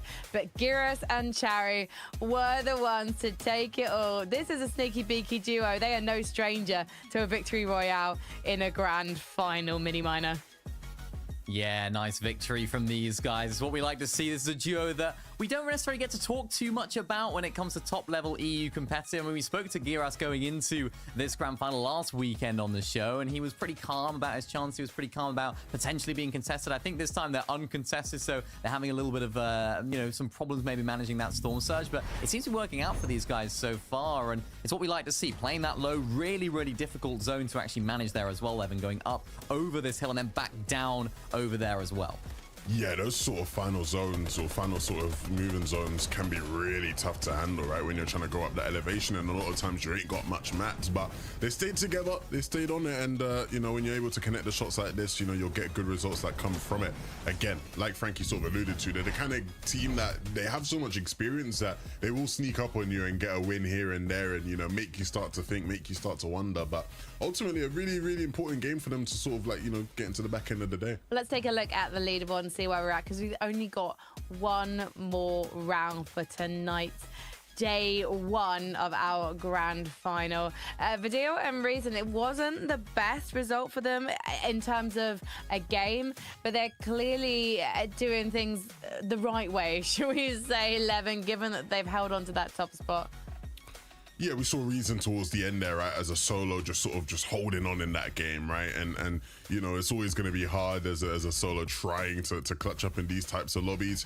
But, able to hold on to first place, which is really nice for them. Of course, Malabuka Mustache with back-to-back second places now. They are sitting way up there in second place. And it's funny seeing them there, Minnie, just because there was a lot of gamesmanships among their peers and their competitors throughout the week, right? There's this thing a lot of pros do where they'll just say, about other pros, yeah, these guys are guaranteed gonna win. Like, there's no way they can't win FNCS. They have the best drop, the best everything. And a lot of people were doing that to Malabuka Mustache, even where it might not be true, trying to get into their heads a little bit. But clearly they're not letting it affect them. They're doing really well here. Yeah, that might have been some of my favorite bits of content on socials going into this weekend, was all the different teams trying to uncurse themselves and try and curse another team almost. We saw Janice getting involved as well. Venno was definitely involved. They were like, yeah, you guys are just too good right now. You're doing incredible. BloodX was getting involved as well. It's like, no way you guys could throw this. And it's nice to see them not throwing it. And it's great to see that going into these grand finals as well. Because ultimately, these LAN events we have in the past, they make these guys friends, right? They make them good pals off outside of the game and off the battle bus. And when they're on it, of course, it's all about the intense battles. To see Malabuka and Mustache really doing well as well, because I feel like this is a duo that's kind of gone a little bit under the radar in terms of a lot of people's predictions as the people that could win FNCS this season. So it's nice to see them doing really well, even though that zone was a favorable one for them. I still think they have more to So BloodX was basically trying to curse Malabuka and Mustache when he said they were going to win. Is that what's happening? He was trying to get into their head, Yeah, right? more so. Because if you tell someone your situation's so good, there's no way you don't win. Now they're thinking, oh gosh, now maybe I have to win. There's a bit more pressure on you, and I think that's what people are trying to. I am shocked to my very core. My mouth has barely been closed for the last few minutes. I'm practically catching flies here. Well, I always knew Bloodex was a cheeky one, but I didn't realise he was that crafty. I'm going to be watching that man closely on the social medias. Bloodex, you heard me. Let's talk though about Thomas, because Thomas and Queasy, while they might not have got a victory royale yet, we're seeing some promising moments from this duo. I mean, always good for an elimination, at least when they make it out of that early game, Mini-Miner. Yeah, it is. And the way they played this endgame was really nice as well. We talked about it a lot this season. A lot of our analysis around this duo has been about their adaptability, whether it's not just a high ground team like we would expect from someone like Queasy. As you can see right here, playing the low ground layers, playing it very well as well. Of course, using that mythic shotgun to his advantage, in particular Thomas HD. So it's nice to see them putting that on show here in the grand finals. I had some questions about how well they were going to play, how they were going to play, because as you mentioned, Levin, they're not going to get that many games to make endgame, so it might almost be worth going for height. But it's nice to see they have the confidence in their low ground play style that they can play out these games even when they do make it off small. Yeah, I think what we saw from them that game sort of takes me back to the question I asked Queasy earlier on in the season. Is it worth it for you guys to fight and contest that Lavish? And his sentiment was, look, if Thomas can have that mythic auto shotty, it is worth it. And he's showing that a lot of times today, that with that in his hands, there's not really much you can do to stop him. So really excited to see these guys hopefully find some momentum off spawn. And Levin, if he has got that mythic shotty or legendary, then he doesn't need to take height, surely. He can just chop through the middle ground. Well, yeah, it's more optimal there, right? In terms of just like, giving him loads of situations where you can piece people up sort of in moving zones. But it doesn't mean that they have to just because of it. But yeah, it's optimal. I like not seeing on the high ground. I get scared if I see Thomas too high. He's got too far to fall. And most of our duos have got very far to fall if they don't do well in game number 6, because it's our final game of the night. So let's head over to my favourite fallen angels. It's those devils, Jacob PR and Takata. This has been such a fantastic day one of the FNCS Grand Finals, and I was beginning to think there for a moment that Reason and Vidil were gonna run away with it, but them going down a little bit earlier than they hoped in that last game gives us one entertaining last game.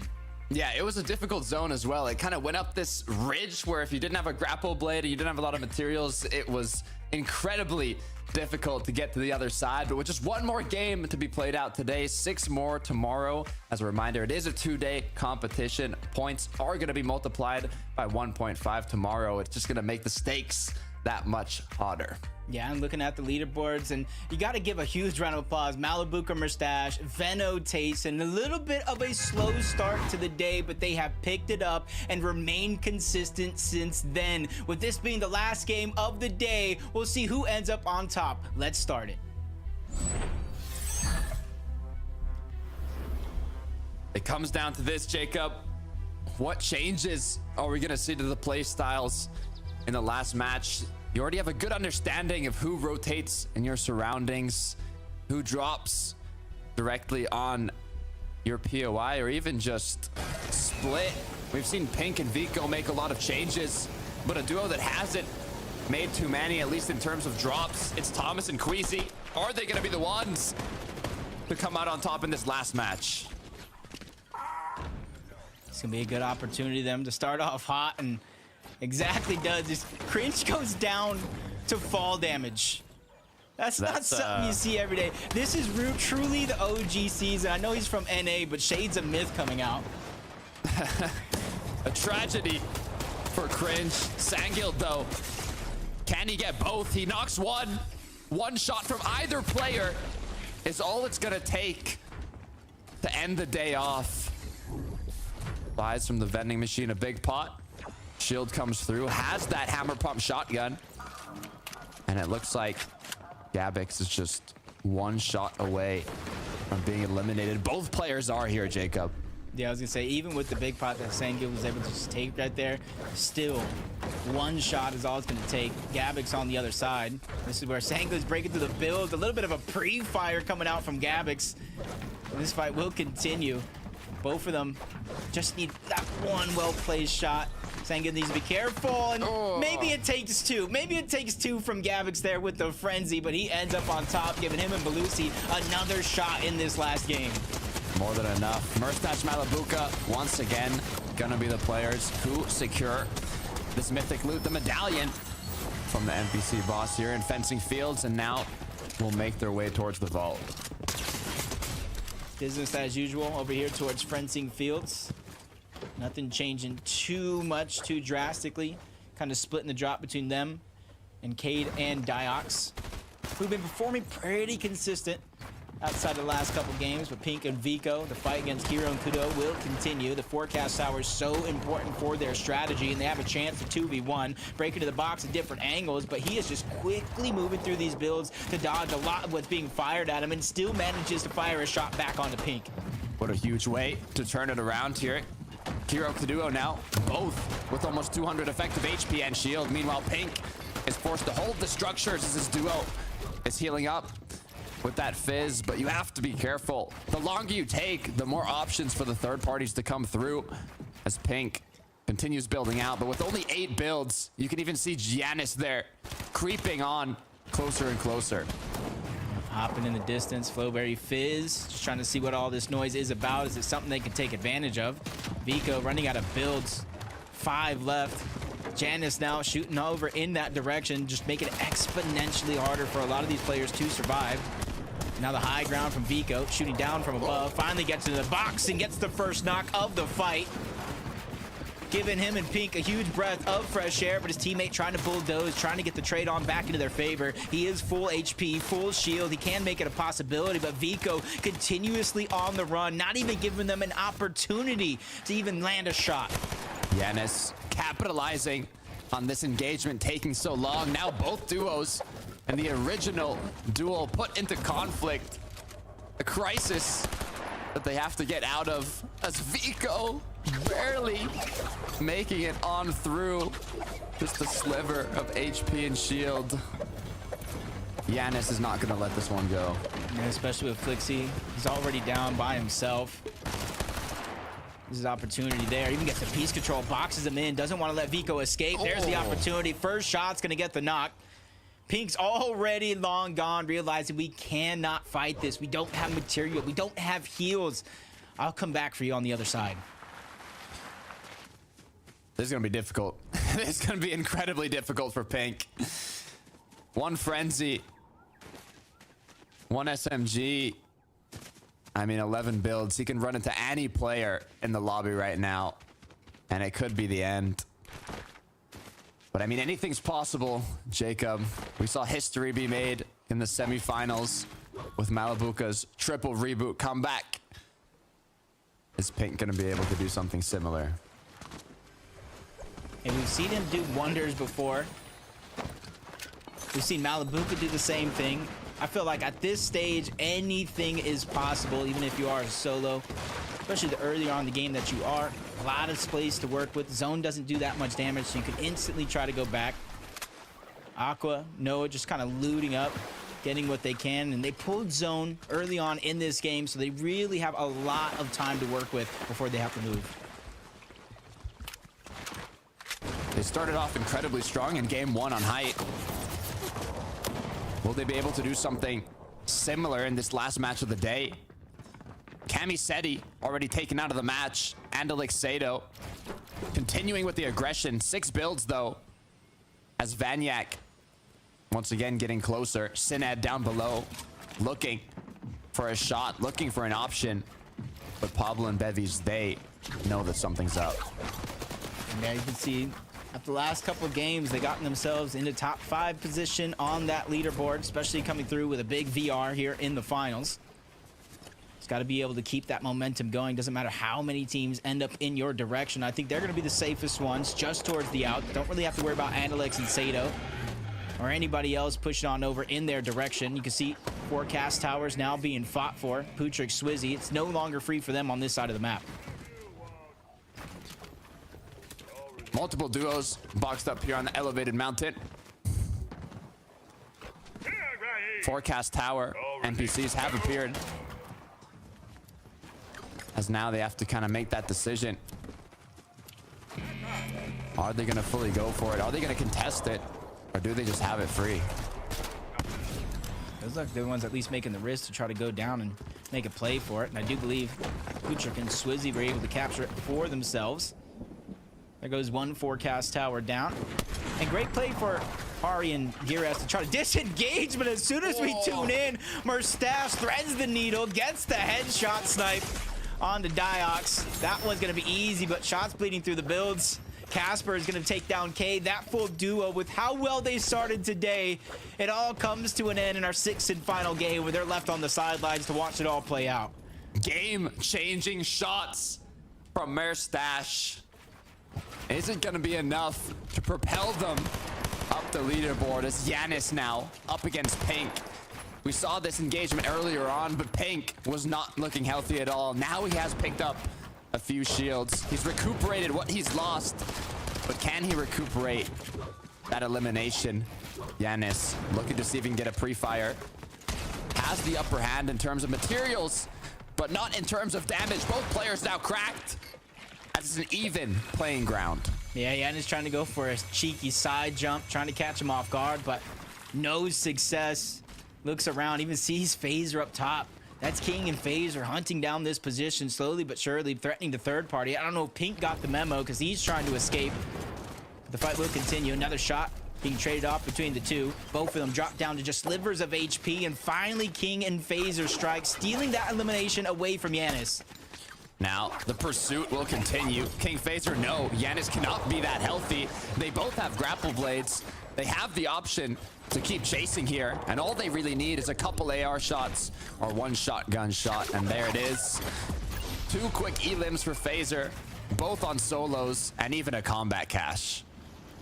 And that was a huge mix-up overall, not just in this fight that they're taking here, but their overall drop spot. Even when they won, they were still struggling when it came to Storm Surge, and now they switched things up and they're on the hunt, getting a little bit more proactive in their overall game plan to try to not have and fix those worries when it comes to Storm Surge.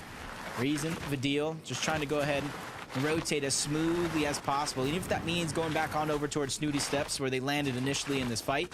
You can see what their plan is. Grab these EMPs, go towards one of those vending machines, get extra gold so you can get extra heals throughout the game. Taking a look as well on the leaderboard. Quite close on the middle half there. For Reason and Vidil, though, with 262, you know that what they want to do is just maintain that position in first place. They don't want to do anything too risky, especially in the early part of these late games.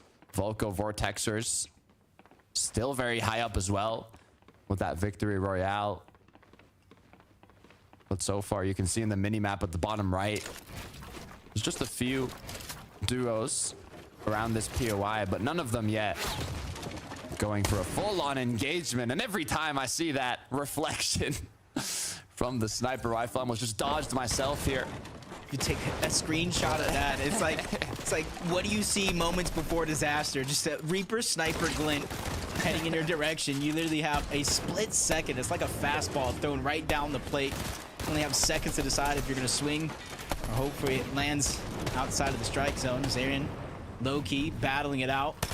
They won the first game of the day, continued their momentum from the lower bracket semifinals, but they get pushed off of this combat cache by Swizzy and Putrick. For now, it is going to go on over to them. So it gives them the decision if they want to disengage, give it up, or maybe stay over here and try to fight for scraps. You can see Arya and Loken, they're interested. There's something that they want here as they continue pickaxing for a wall, doing anything that they can to potentially do a bit of damage or even take the combat cache. But for now, they've got no luck. Still time ticking, low-key, still low towards the low ground. Swizzy trying to peek through the bush. Sniper shot narrowly missing. Swizzy has to be careful, especially with the bush able to cover up a lot of where Low-key is hiding. Multiple teams, not just the two that we're seeing here in this position. A third is going to be right on top. Low-key trading shots. Swizzy's going to land one. Back him down even more. And that's going to give Swizzy and Pruchik all the time in the world, collect all this loot, figure out the loadout they want, and they still don't even have to rotate because they're still in zone. Clock's ticking. 6 seconds until fourth zone appears. It's not like either duos have to get out of the situation either. It's more just a waiting game. What would be more surprising is if something incredibly aggressive happens. For that, they need an opportunity, whether it be a big shot from a hammer pump shotgun, a quick scope, something to crack their opponent. 68 players up. Mixon even getting a knock on the feed here. But could this be enough as the edits keep popping through, the peaks, but so far nothing to continue the aggression. So there's that third-party team that's just being so patient on the outskirts, waiting for that fight to end. Mixon, stuck as a solo, just trying to go in and out of these builds to try to stay alive. Finds a huge treasure trove of loot to try to push himself even further here in this game. That's Monier down low towards the bottom. His duo nowhere in this game, and there's 2, 3, 4 teams on the minimap looking in this direction, some still rotating. So what looks like a tough spot to be in just got harder. Shots come through. 19 white. One more needed to connect. He gets it, but it's not enough. Mixon goes down. Now Moni coming out on top, but is it going to be enough? He gets the refresh. He gets the materials, the shields, but playing as a solo, it's going to make it that much more difficult. Mongrel, Mr. Savage now starting off strong here with 1 elimination. If they can finish the day with a big match and continue that momentum in day 2 with the point format change, it could be more than enough to have a comeback. Yeah, for them, you gotta imagine it's almost all up from here. Not really having the best day. Contested directly, then almost triple, quad contested after that with the teams looming in afterwards. So can only go up from here is reason for deal.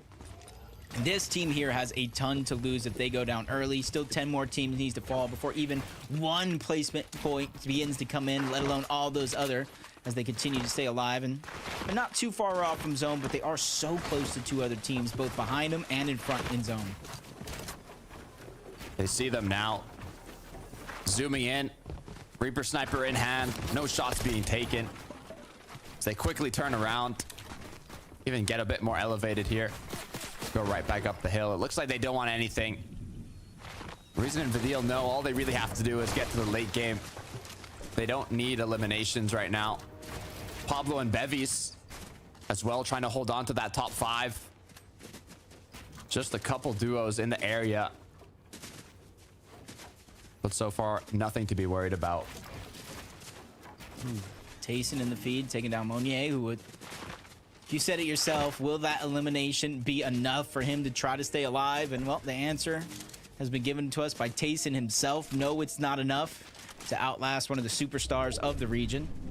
Pablo, Bevies, not too much to do for them except for wait for zone. As soon as they get that far pull, that's when they start to make their rotation on over, saving those grapple blades until when they need them most. Going right back to where they came from at the fencing fields.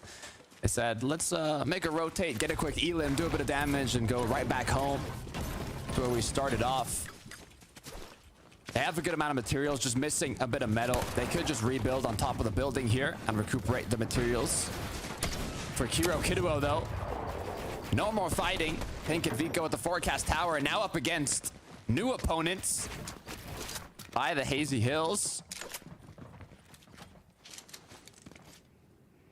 You see they're calm, cool, collected.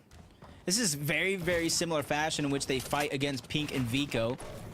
They're very, very patient. They let a lot of those opportunities naturally come to them and really don't make moves unless they're forced to. But I will say with the zone being this far out with a lot of rotation and ground to cover, it's going to have to come down to this crash pad play. Hopefully they have the Flowberry Fizz to kind of combine with that, just so they don't end up in that trench underneath the mountain and slide off of it. Yeah, you can see the crash pads in hand. It looks like they're going to do a Flowberry crash pad combination for the rotate. Will they succeed? Who knows? As we take a look at Wheat and Shimoki now. 130 above, grapple blades in hand. Crash pads coming through. No shots going to be taken yet, and it looks like they will stop here just on the edge of zone. They don't want to go too deep yet. They know there's some players potentially behind them. You can see now with the builds. They've got their eyes on them. It could be the tags they need here. 63 players up in the 5th zone. Just 3 need to be eliminated for Storm Surge to no longer be active, so it's not going to be incredibly stressful. However, there are times where those 3 players will just not get eliminated. And the pressure will be on. Yeah, sometimes it's just a bunch of solos like Noah here. Just running around, out healing, trying to stay alive, doing just enough to stay ahead of the curve. But he's going to take this moment as he sees a lot of these teams moving forward in that direction to try to turn back. He knows where that combat cache was in not too long ago. He realized the med kits are much more impactful, especially as a solo traveling in the zone for him than those big pots. The instant heals with the shield fish, even though it's 40 instead of 50. I think Noah's setting himself up to try to go through the slower side of the zone and let a lot of these teams pass him up, so that way he can find at least a crevice inside that he can hang on to. Being 200 above as a solo as well is impressive. I mean, the average damage needed throughout the day during the 6th zone has been around 309. So if he's 200 above, 500 damage without any eliminations. They've been getting more than enough tags.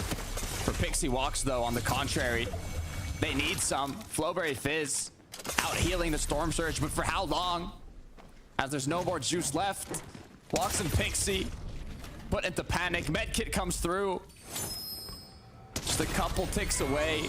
Medallion getting traded. Teammate gone down. Pixie left as a solo. As it just keeps getting worse and worse. Yeah, now he just uses the last med kit, the last of his heals. One Reaper sniper shot is all it's gonna take. A couple well-placed AR tags, a burst from the Thunder. You gotta try something here, Pixie. Peek through the cone, 135, falling below. He's hoping that the medallion will be enough to continue to try to out-heal this whole scenario. Sniper shot comes through, wow. 110. No headshot. Is it enough? 20 below still. He needs another one. Even just take out the SMG, hit a couple shots, but a sniper one is ideally what Pixie's looking for. Take your time here, Pixie. 24. It's not enough. Still below. Gets another shot. Is it enough? 30 above. It is, but for how long? Yeah, just worrying me there at the edge of my seat. What's going to happen? Seconds remaining until Storm Surge activated. Would have been disastrous without any heals left. Only the medallion to try to get the shield back on up. But Pixie has been granted another opportunity to make something happen, but he's not too far off from Noah, who's now suffering to Surge. You know as well as I do, when Storm Surge ticking you down, you might not have any choice but to go in on the box of the nearest player. Water rotate. Trying to get into this 7th zone for Noah, though. He's lost Aqua already. 24 HP, no shields, no heals. Currently sitting in 9th place. Wants to maintain that top 10 going into day 2. Does he know, though, the player on the other side is also a solo that's not looking incredibly healthy. This is where it gets hard for players like Noah and everybody else in his position. Solo, no heals. 10 teams need to go down in this next zone. Make it 9 now, as Nevs and Slovey just gets taken down.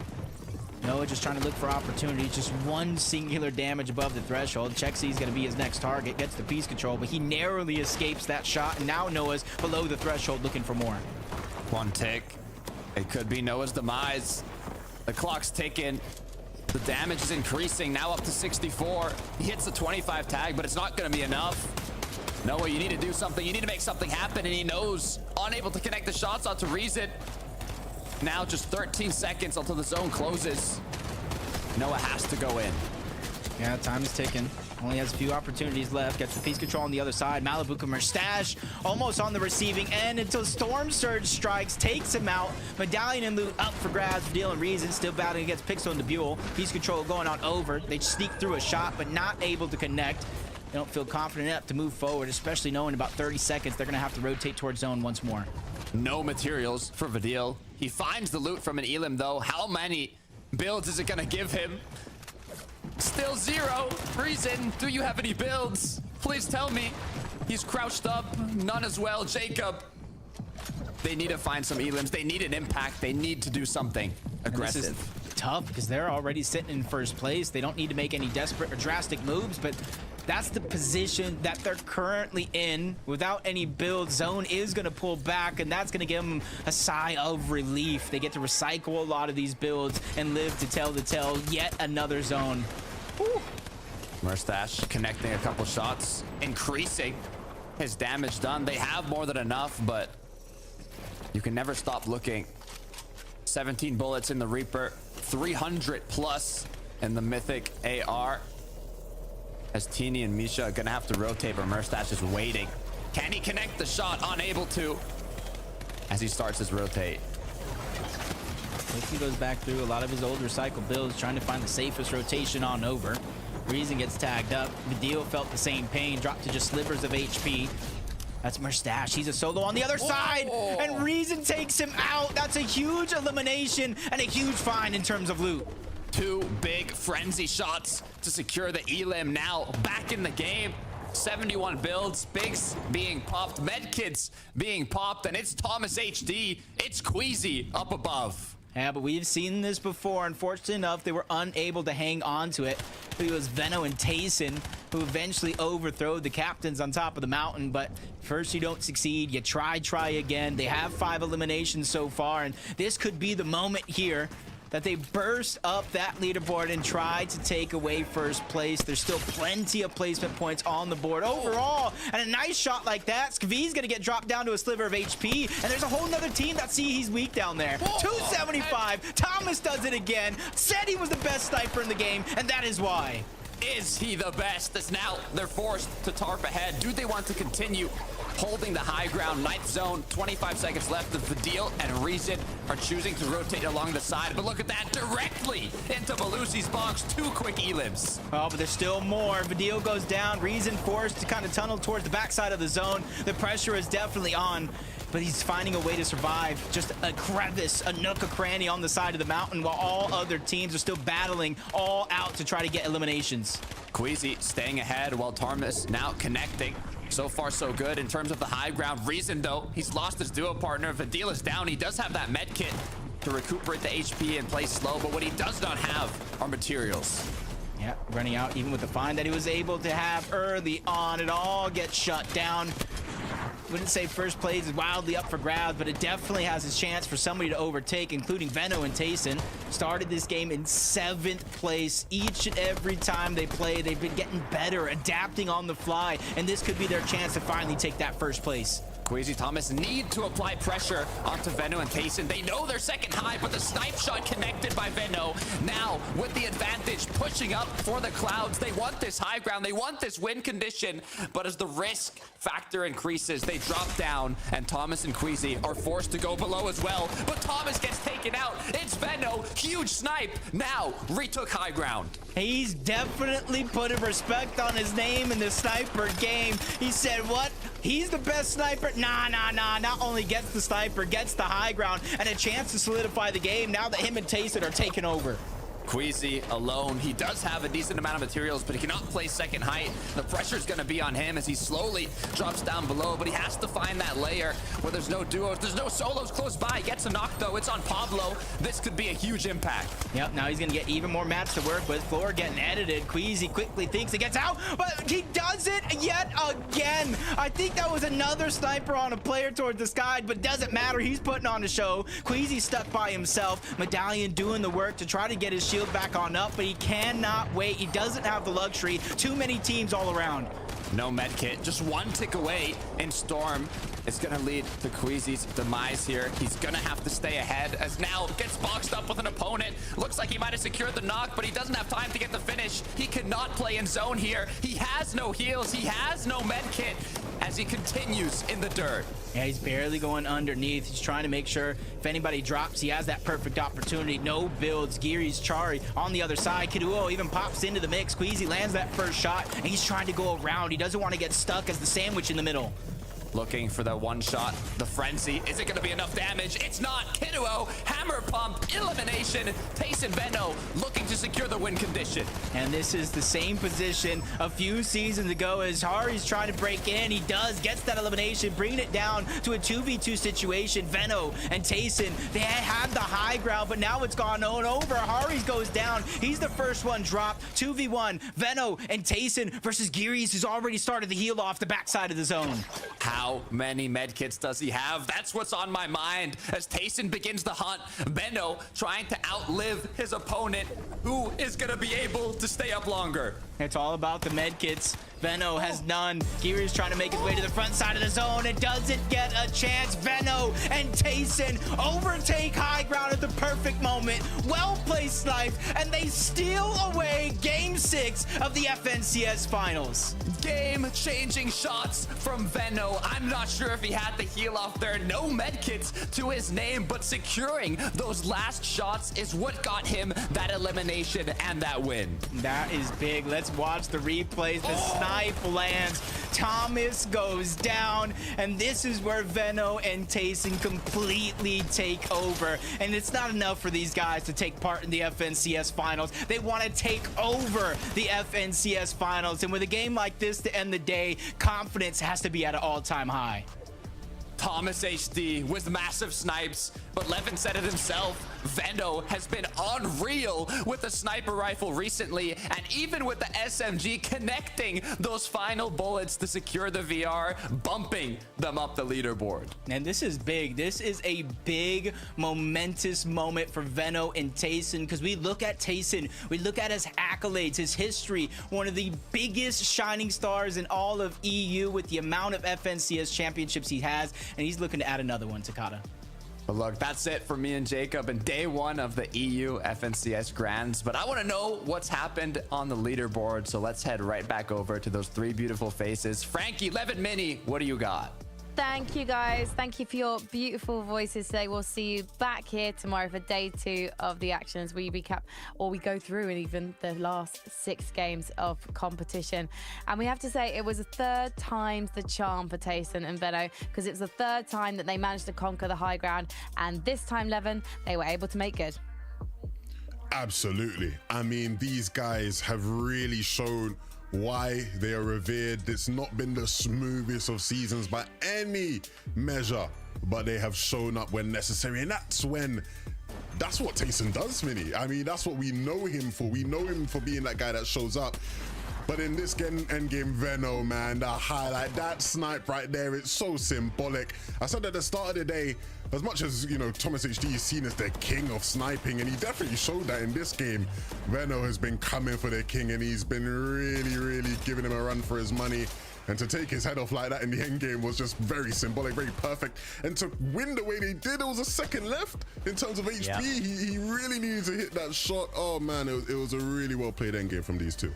A little bit of a magical moment there, I think. We have Queasy and Thomas, of course, Veno's ex-duo, taking out Thomas, who, of course, Queasy picked up after splitting with Veno and saying, you know what, I am the king in this region. I am the sniping king. And that was absolutely well played from those guys. I think that's where we've seen the most success from them as well, is on that high ground. We've seen them have a little bit of a rough time in mid-ground in some of the later tournaments of the season. And they seem to have been developing into that high ground style really well. It's something we don't usually see from Tayson. Of course, so it's interesting to see how those play styles have meshed between both of those guys. I like what I'm seeing, though. I think, as you mentioned at the beginning of the show, 11, they definitely have what it takes to take it all home. But, you know, we're seeing an interesting little bit of play style adjustment from those guys. So we'll see what they do tomorrow. It feels like Levin's the predictions king now, because, Levin, you did say that you felt like Veno was the best sniper in the game.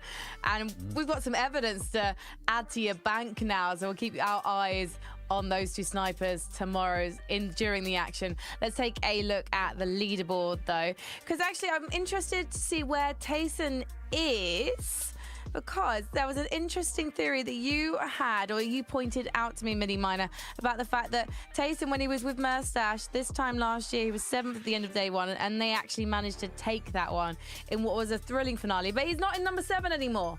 So I guess we have to strike. He's number 2. He's in number 2. Is this a good thing or is it a bad thing, Minnie? I mean, it's obviously a good thing. I mean, it's not going to be a bad thing to be high up on the league. It's I'd a rather be great there thing. than Come on, 50th. guys. It's great. It's an amazing thing for them. Mate, I'm the is, one it that's... my language has been interesting this evening. Not rude, but interesting. Yeah, I mean, you know, is it good to be better on the leaderboard or lower down? I think better would be the answer to that one. Yeah, no, they've done very well today. Very impressive stuff from that duo, of course. Queasy and Thomas, who again have done very well. We saw them in that end game too. And we get to see some of our other duos that have performed incredibly well today. And it's a real testament to see how well that the bigger teams, the more well-known names have come into their own towards the latter stage of the tournament as well. After a little bit of an interesting start, you could say, Lemon. Yeah, absolutely. And even in that endgame, it was good to see sort of Queasy and Thomas vying for height, right? Because as much as we talked about them this season and how they are, you know, now evolving into this low ground team, that was always a point we hammered on about, the fact that they still can play there and still will look for it. Just unfortunate that they were on the receiving end of a Venom snipe. Yeah, especially with some of the snipes that Thomas was hitting on height. It was really a big clash there. But ultimately, man, I think it's going to be a great day sort of for Venom and Tayson. They'll be bursting with confidence. I don't want to jinx them, but 6-time might be on the cards for Tayson. That's all I'm saying right now. Let's take a look at page number 3 as well and see if there are any duos that we're perhaps expecting to be further up.